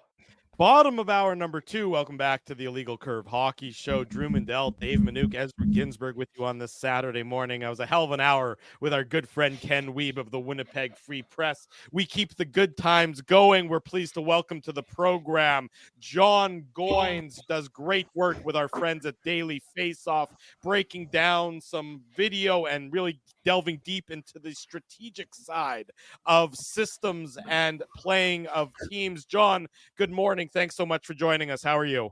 Morning, guys. How are you guys? We are doing We're good. Fine and dandy. Thank you. Appreciate you joining us this morning. John, we obviously brought you on. We'll start with the Winnipeg Jets and the Colorado Avalanche series that just ended earlier this week. You did a great job, as I said, breaking things down for Daily Faceoff. Let me start, I guess, going back to the beginning of that series, that game 1, which was, of course, just sheer chaos on the ice. And it seemed like after that, the Avs were able to find their game in a far better manner than the Jets ever were. From your perspective and your insight in watching the video, was it the Jets just being out of sorts, or was it a specific Colorado strategy that made the Jets be out of sorts? Well, I think right from the beginning, the depth, right? Like we could talk about who might be missing. Jonathan Drouin, who I'm very familiar with, I've coached him since he was about 11 years old. Missing a piece like that, a player that basically is 60-point guy, and not missing a beat really is the definition of having depth. And when you got guys like Lehkonen who always show up when it's playoff time, when you add at the trade deadline without trading for the player in Nichushkin, who puts up 7 goals in a series, again, you talk about depth. And Jared Bednar does a phenomenal job, very similarly to John Cooper. They have a real good feel for their bench, and they don't always keep the lines exactly together and completely intact. And it's almost like they build pairs within their lines, and then it's like, who can really complement the big dogs here and there? And they spread that love, and they've got a great feel for their bench. So on the other side, there is not a shift off for any of those defensemen. People can speak ad nauseum about matchups, but it's really tough. What are you going to do? You're going to try to match this line, that line, next line. At some point, you just got to compete. You just got to play.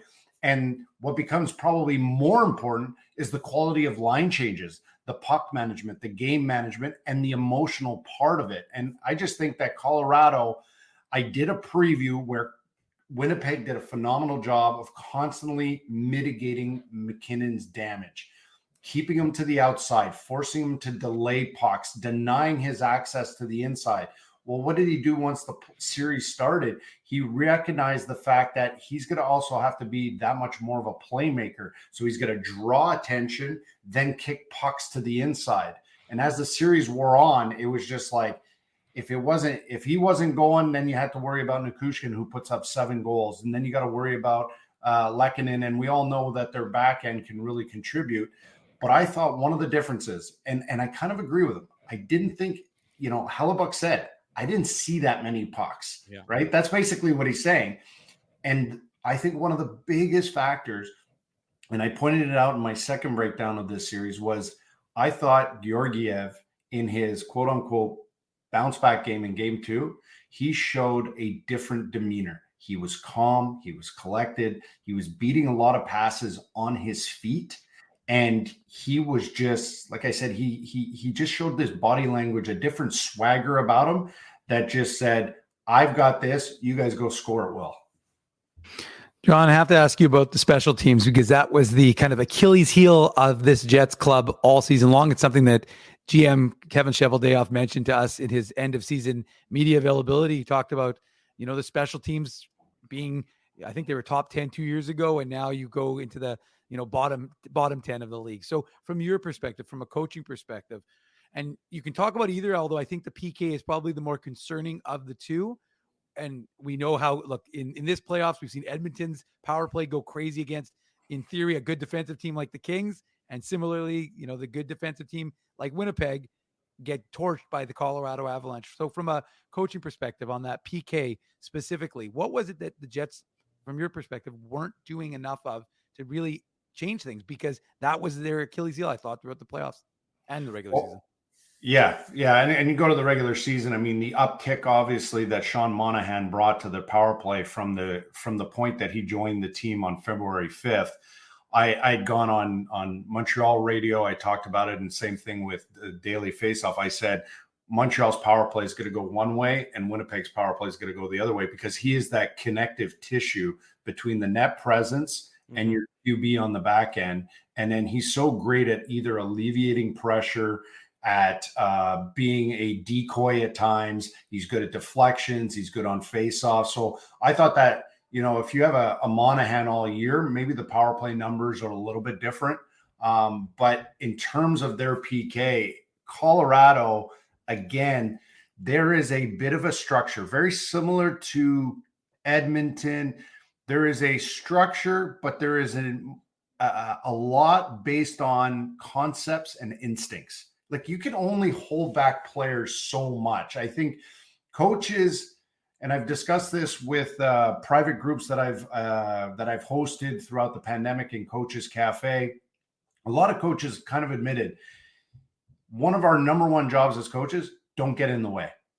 Don't get in the way. Like, we could be very stubborn at times that, I've got this plan, I've drawn out these X's and O's, and the boys just got to execute it. But the reality is, those stars, they're at that level beyond their talent is because of their instincts.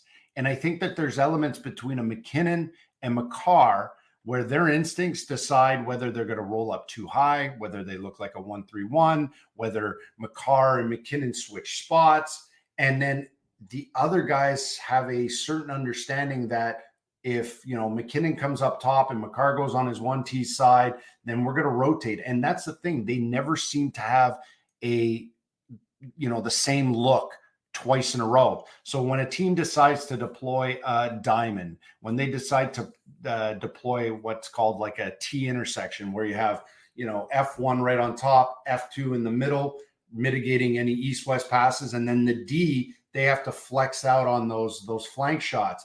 Well, the thing is the fact that their instincts allow them to move around, they actually can underhandle pucks at time.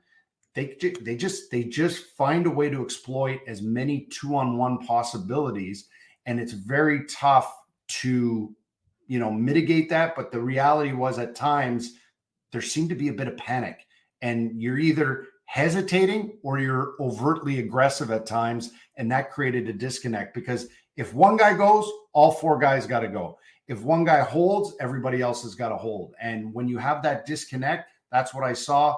Then Colorado was able to really take advantage.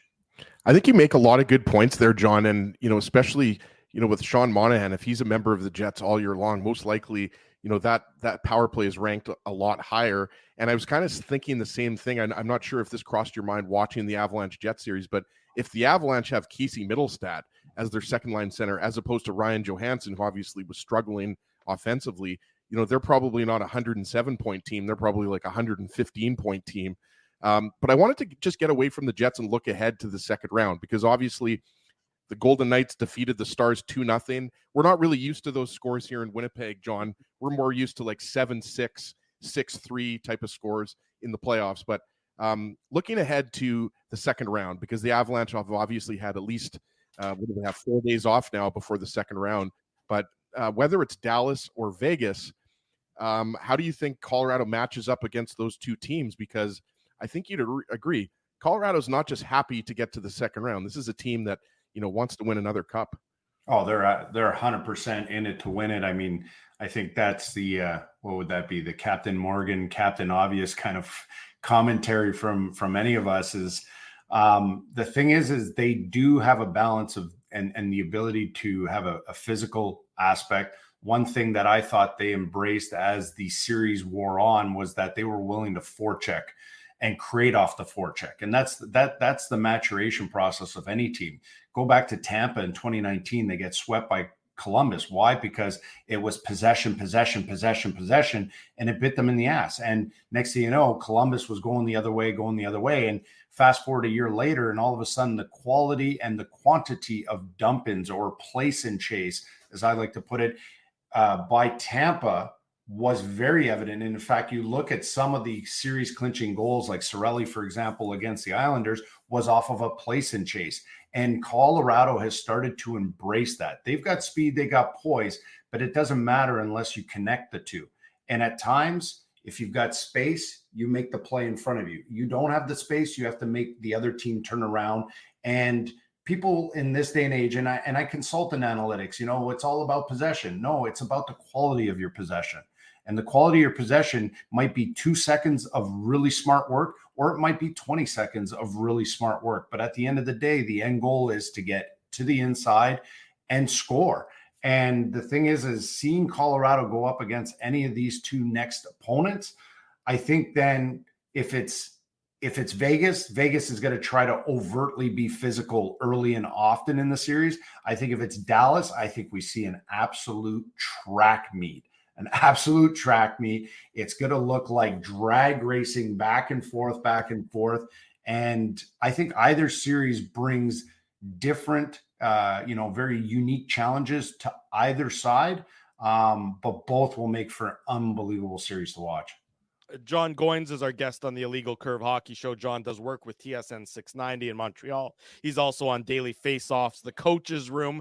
John, not specific to the Winnipeg Jets necessarily, but for the last couple of years, we've seen the Jets really employ what I would describe as a passive penalty killing setup. Not aggressive, really just trying to maintain structure more than anything.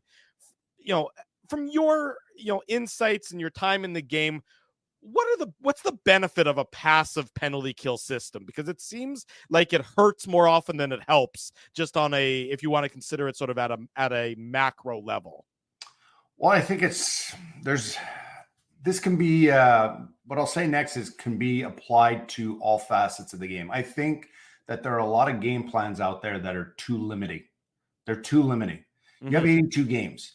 If you know that you've got a team that's, it's going to make the playoffs, the goal is to make the playoffs, and you maybe you don't exactly, I know it sounds crazy, if you don't exactly care about the President's Trophy, if you don't really care, because the thing is, if you focus on who's your first opponent, then you get caught with your pants down a little bit and you're not prepared between the years. I think too many game plans, whether it be a 5-on-5 or on special teams, are too obvious. They play 82 games the exact same way, and they become stubborn in how they're employed. I think any team needs to understand that on the penalty killing, you have moments and days where you can be more aggressive up the ice, depending on certain triggers. You have moments where you could be a little bit more aggressive on the entry. You could be a little bit more aggressive in zone. You have other moments where you've got to kind of hold the fort type of mentality and also score.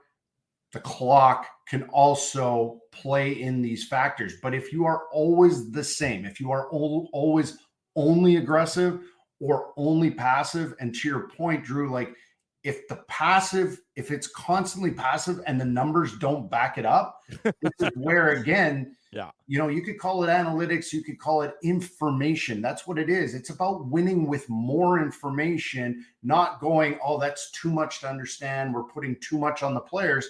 The players want to win. The players want to be successful.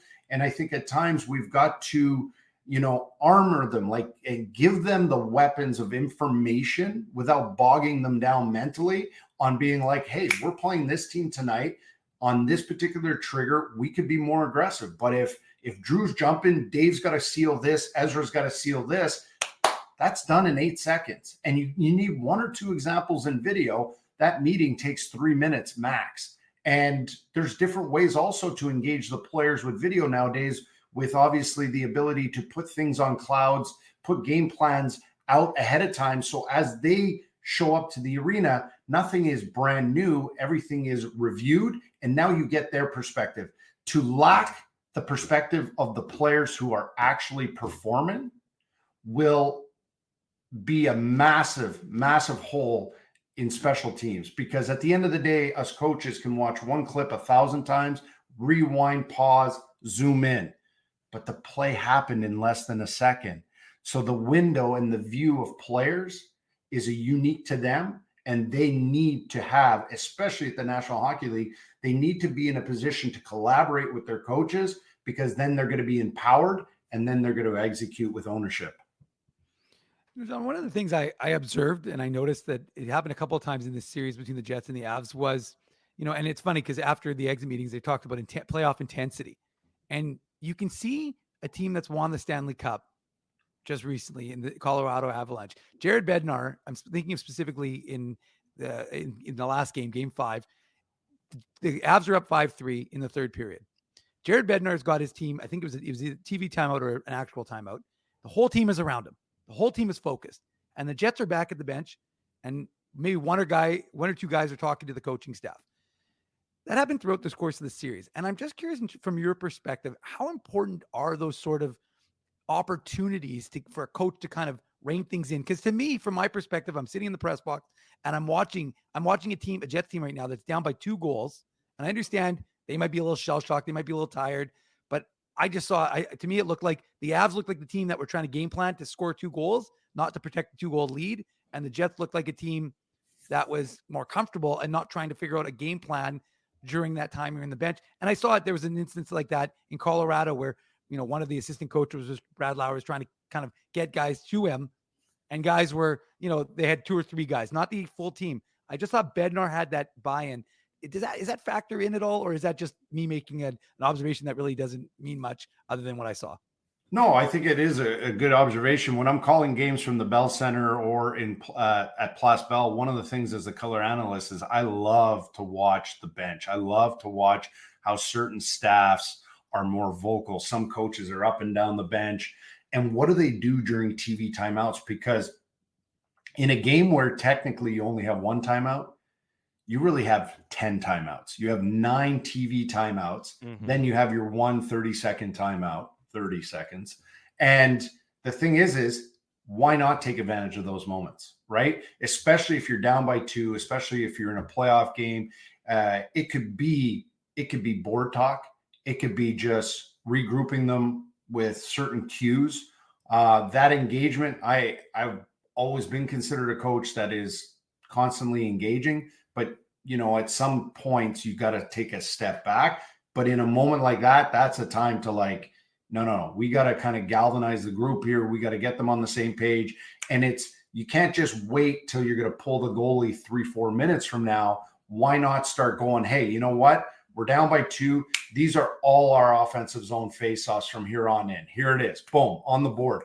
Or one of the suggestions I made to some coaches, and I've watched one particular coach, and I think it was Jim Montgomery that did it, is why don't more teams, hear me out now, Why don't more teams with all the technology that's available record face-off plays, late game situations, put them on iPads, and instead of us with our, my 8-year-old handwriting on a board while there's 20,000 people screaming and music playing, instead of me doing that, why don't I just pull out the iPad and go, this is the scenario. We're down by 2. Like in football, we're down by 2. Here's what we're doing from now on in the offensive zone.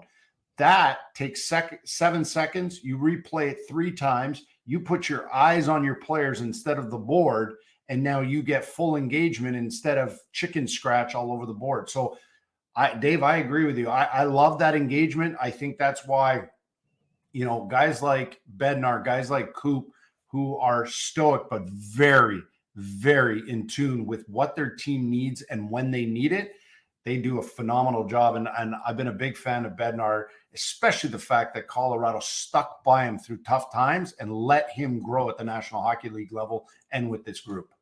Absolutely. I think, we all agree, and most people watching and listening agree that Jared Bednar is a really good head coach. And last question for you, John, and this is awesome. We love, I believe this is the first time we've ever had you on, and hopefully you'll come back on. And we recommend everybody follow John on X/Twitter, Gourmet Hockey, Gourmet_hockey. Love that name, John. And obviously we're a big fan of Daily Faceoff.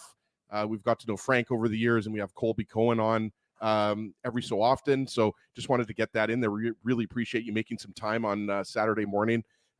Last question, because I might have to put my kids to bed around when the Bruins Leafs game starts tonight. But I'm really excited for that game 7. And I wanted to ask you specifically about the job that you think Jim Montgomery and Sheldon Keefe have done in this series, because we know that the Bruins were in the driver's seat up 3-1, but I don't know about you, John, but I'm watching that game 6, and it's like the Boston Bruins players had never played together before. It was incredible. And yes, the Leafs did an excellent job of smothering them, but I guess what did you see in that game 6, and what do you expect in game 7? Because the Bruins certainly looked like a very pedestrian team in game 6. Well, I thought game 6, you look at that 15-1 in shots right out the gate, and I'm watching this with some friends of mine, and I'm like, it's only 4 slot shots. And because to me, that's what it always comes back to, right? Or it should for everybody. How does a team score? How does a team not score? And, how can we mitigate? How can we limit? And at the end of the day, about 80%, 82% of all goals are scored from the slot. So out of 15, 16 shots, only 4 were from the slot, and it was 16-1. So it didn't look good. Boston didn't have a mojo about them. Their zone entries haven't been as good. I feel that they're holding on to pucks. With a bit of background information that I have, I feel that there's guys that they want the big moment. They are forcing the big moment. They are forcing the heroic big goal. And one thing I learned a long time ago, and trying to reiterate this to players, is it is truly about doing the little things really consistently well, and then boom, next thing you know, you're on SportsCenter, right? Because all of a sudden an opening happened, someone fell down, a hell of a saucer pass, a bad line change, and all of a sudden you're the man on that breakaway and you're winning that game. But when you force things, and I feel like we watch them, they're not moving the puck the way they normally do. When you look at some of the stats, it's staggering that Toronto's still in this series. They've got 11 goals in 6 games. It's 16-11 in goals. Boston's power play is at 40%. Their penalty killing's at 95%. In fact, Toronto's power play has been so bad since the trade deadline. It was sitting 27th going into the playoffs at 13.3%. They became too obvious. They became a little bit stale, and teams have been doing a really good job. Now, I'll go to Keefe first. I think their decision to go to Joseph Woll was phenomenal timing. If Joseph Woll's not in, we're not even talking about the fact that this is going game 7. I got to call Joseph Woll's conditioning stint when they came to Laval. It's one of the first times I could say at any position that a player was like, the game looked like it was slow to him. He was on top of his crease. He wasn't moody. He wasn't pouting. He was just like, this game's too easy. This speed is too easy. It was like he was playing down back in junior or college hockey. So I think that people have underestimated what William Nylander can do at 5-on-5 when he can be considered the man, the go-to guy, and he proved it. On the Boston side, I still feel that there's certain elements that are very similar to last year where they know what to do. They're either squeezing the stick, they're either trying to force things that aren't there, and at times their game management hasn't been good enough. Now, after that 16-1 in shots, it went something, the next stretch was something like 21 or 22-8 in Boston's favor. But again, everything is a lot of perimeter. They're not getting to the inside. You could say they're not getting a call. Let's be honest, that cross-check right before that first goal by Toronto, that is egregious. I'm surprised Monty's not bleeding from the mouth, biting his tongue as much as he's been trying to do. But you look at it and you're like, they're just not getting enough play to the inside. There's been criticism on playing with the lineup, but we could all speculate. We don't know the day-to-day bumps and bruises. I think that Boston could have easily won this in 5. They haven't. Toronto has made this a series. And at the end of the day, we as pundits, we as fans could actually just thank them for putting us in this position. Could you imagine a Saturday night on May 4th with 0 playoff games to watch right now? That would be bad news. So we'll enjoy Game 7 tonight. John Goins is with TSN 690 in Montreal. He's also with the Daily Faceoff, with Daily Faceoffs, the coach's room. John, thanks so much for joining us this morning. This was terrific insight. Hopefully we'll do it again real soon. Have a great rest of your Saturday. Thanks, guys. Thanks for having me. There you go. John Goins joining us this morning. Great interview with John. We'll come back, one last commercial break, and then we'll wrap up the show. Drew Mandel, Dave Minuk, Ezra Ginsburg with you. It's a Saturday edition of the Illegal Curve Hockey Show. Keeping Winnipeg laughing for over 30 years. Rumors, Canada's longest running comedy club, bringing you the biggest laughs from the best comedians on the planet. Jerry Seinfeld, Chris Rock, Jon Stewart, Dennis Miller, Brad Garrett, the greats, and all the up-and-comers too. When was the last time you laughed out loud? Make it a great night out with friends or book your office or birthday party. Even a fundraising event at Rumors. Get all the details and dates on upcoming shows at rumorscomedyclub.com. Hey, Drew. Ezzy, whoa, what a smile! Yeah, I got my crowns done at Linden Market Dental Center, and they whiten my teeth. I see. They're so bright that every time I smile, they go, "We have hockey tonight. Do you have a mouth guard to protect those pearly whites?" I sure do. Whoa, they even ting through the mouth guard. Linden Market Dental Center covers all your dental needs from restorative to cosmetic dentistry and will fit you with a sports guard for that active lifestyle. 877 Waverly. See lindenmarketdental.com. It's all over, folks, and the run has come to an end. You'll be so far away. A Canadian team hasn't won the Cup in over 30 years. And the Cup will stay south of the border. Maybe it's time we try something different. This playoff season, let's cheer with the fans we've always cheered against. Team up for the Cup at Boston Pizza. Hey Winnipeg, Wendell Clark here. I'm coming out there May 28th for the Rady JCC dinner. Myself, Dougie Gilmore, Grant Fuhr. Some good storytelling about Winnipeg beating us up when we used to come there. See you there. We did it again! You're on fire, man. There's power in a handshake. After a great game or great deal, it shows professionalism and respect. Two qualities Zappia Group Realty take pride in. You don't build a business where 95% of your clients are referred by others without honesty, integrity, and total dedication to client satisfaction. To sell your home for more in less time, shake hands with Frank and Mauro Zappia of Zappia Group Realty. Get started at ZappiaGroup.com.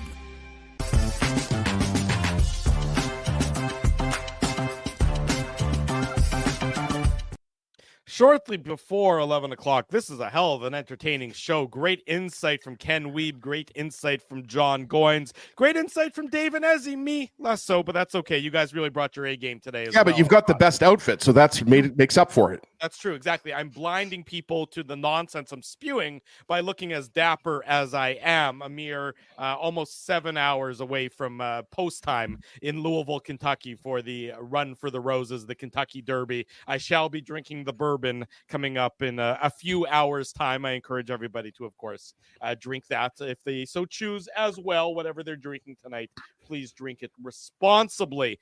Fun Saturday, lots of Jets talk still to come. So, you know, they're just getting started with this offseason. Like every offseason, maybe not as many headline decisions need to be made on this team, but there's still some key aspects to this team, the retooling, the coaching, the free agents that are pending. It'll be interesting to see what it all unfolds over the next couple of months. And of course, we'll have the latest for you, Ezzy, on illegalcurve.com and here every Saturday morning on the Illegal Curve Hockey Show. Right. And even though, you know, there's not a big Pierre-Luc Dubois trade coming like there was at last year's draft in Nashville, and there's not that kind of uncertainty like there was last year with Blake Wheeler, Mark Scheifele, Connor Hellebuck. I mean, this is still a very important offseason. We joke every year, you know, that it's the most important offseason. We've been saying that for, I think, 8 years now, 9 years. Every offseason is until you win the cup. Right. But exactly. So it's still key, right? And, you know, we talked to Kenny in his 3.5 hour interview about, Dylan DeMello, Brendan Dillon, Sean Monahan, Tyler Toffoli. I mean, we can rule out Toffoli, guys. I think he's just going to make too much money, and he just doesn't fit in, I think, to the short-term and medium-term plans for the Jets. Yeah. But yeah, I think there's a good chance Sean Monahan signs. And, you know, can the Jets sign both Brendan Dillon and Dylan DeMello? That remains to be seen. Cole Perfetti, Dave, is going to be an RFA as well. So he needs, I think we all agree it's going to be a bridge deal. I don't think the Jets are going to sign him to an 8-year deal yet. I don't think Perfetti will sign an 8-year deal. So I'm expecting a bridge deal for Perfetti. But again, we'll get into these types of things, you know, as we get further into May and into June. We'll start talking about the draft. Obviously, the Jets don't have a first-round pick in Vegas, but they've got a high second-round pick. So we'll go a little bit maybe deeper into the second round with some of our prospects experts that we like to have on. Chris Peters, Scott Wheeler, Craig Button, those types of folks, right? So there's a lot to talk about. And, even though it was a disappointing year for the Jets, like Dave said, I mean, the Jets were the best defensive team or the second best defensive team, whatever you want to say. And, you know, they still, I think it was still nice to see the whiteout again 3 times at Canada Life Center. And I know a lot of Jets fans are upset that the Jets, you know, didn't get into the second round or further. I still think there's a lot of reasons for optimism, you know, whether that's Brad Lambert, whether that's Heinola, Rutger McGroarty, Colby Barlow. There's a lot of reasons to be excited if you're a Jets fan. I would agree with what. Well, and it's amazing. Go ahead.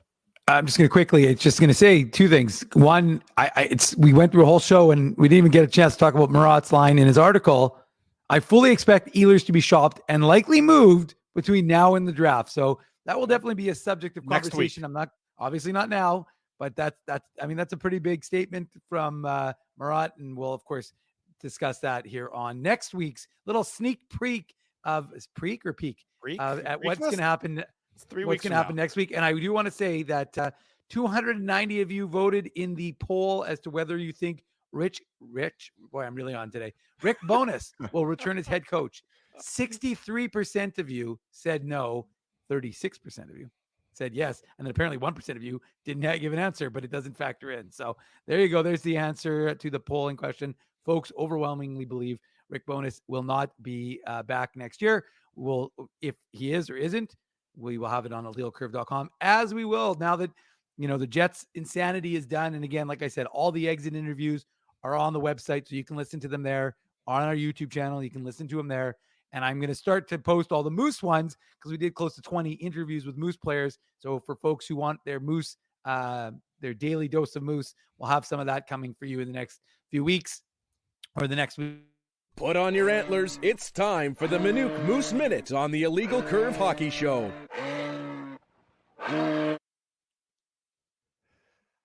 I don't know why Bubba Gutman-Dell. I had my finger on that for at least 2 minutes. Every Saturday, I say to myself, we have to remove Ezzy's access from being able to touch anything. And every Saturday, I forget to do it. So this is my reminder that next week, Ezzy will no longer have access to controlling the control pad. Well, anyway, so we did interviews with like 99% of the team, as well as Mark Morrison, the head coach. We've got Mark Morrison's up. He had some good insight into the various Jets draft picks. So if you haven't gotten a chance to listen to that one, be sure to check that out. And again, like I said, we've already posted our chats with Chaz Lucius, Colby Barlow, and Danny Zhilkin. But we spoke to Chibrikov and Lambert and Capobianco and Toninato and all the guys who play for Jeff Malott.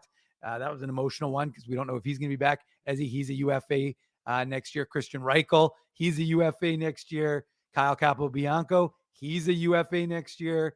Some of these guys are Group 6 UFAs, but the point is there's a lot of guys there's a lot of uncertainty. Could be some turnover from guys who have been staples of this Manitoba Moose team. I jokingly said with Christian Reichel because we've been watching him since he was Red Deer coming to Jets training camps from, as an invite.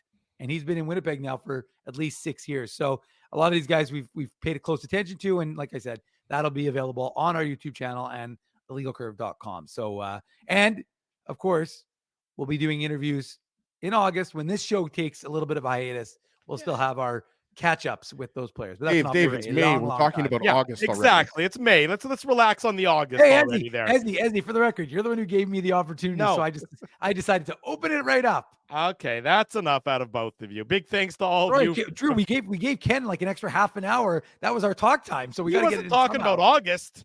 At least he was talking about things that are relevant, not August. Okay, fine. My last thing, because we have to mention it. And I'm sorry, comment if he wouldn't have mentioned, I may have let it slip. But Thomas Milic, the Moose Jets 2023 fifth rounder, he got his 3-year ELC signed yesterday. Really good, 19-9-2 with the Moose. He was a big part of their turnaround. So well deserving of him. And if you want to hear Coach Mark Morrison's comments on Milic, we've got those in the post on illegalcurve.com. I'm officially finito. Thank you to everyone for joining us this Saturday morning with the Illegal Curve Hockey Show. A big thank you to all the sponsors of Illegal Curve who make the post-game show, which of course will be off until the 24-25 season, the Saturday show, and the website A Possibility. Our friends at Rumors Restaurant and Comedy Club, Grid Park, Linden Market Dental Center, Zappia Group Realty, Betway, Tough Duck, Boston Pizza, and Seagram support these fine businesses because of their continued support of Illegal Curve. We've got Hockey. the comment up there, Drew. You forgot about your hat guy. And my hat guy, yes. The hat guy also deserves all the praise in the world as well. Enjoy your Saturday. Can I just say one thing? One thing. It's been bugging me. I've been trying to bring this up and trying to find the right time, though. Is anybody else bothered by the fact that it's going to be Stars? The first round's not going to be over, and the second round starting on the same day? No, that doesn't bother me at all. Get the damn playoffs over with before the middle of July would be my comment. Well, isn't that kind of weird that we're going to be watching? Like, it is weird. They do that in the NBA, right, Drew? But I don't love it. The NBA's been doing that for years. Okay, so technically, I don't love it. I'm with technically the second round's actually going to start before the first round's over. Yes, technically that'll be like the Rangers. I'm looking at the start times right now. 4 o'clock tomorrow, right? Yeah, 3 o'clock Central, 4 o'clock Eastern, and then the Golden Knights Stars is at 6:30. I don't know. Maybe it's just me. I just why not just wait a day and then just start this? I don't know. It's kind of weird that the second round. The season's long enough. The playoffs go long enough already. Let's wrap it up before Dave's starting his August interview like this show. With the Moose players. Like this show, exactly. Smash the like button. Subscribe to the YouTube channel if you haven't already done so. Leave us feedback. Thanks everyone for joining us. I'm going to doff my cap to everybody. Enjoy the Derby later on this afternoon. It's one of my favorite days of the year. We'll see you next Saturday morning. If it's Saturday, it's the Illegal Curve Hockey Show. Thanks, everyone. Have a great rest of your weekend. Thanks for listening to this broadcast from Illegal Curve Hockey. For more great Illegal Curve content, subscribe to the Illegal Curve YouTube channel, follow at Illegal Curve on Twitter, Facebook, and Instagram, and visit your online home for hockey in Winnipeg, illegalcurve.com.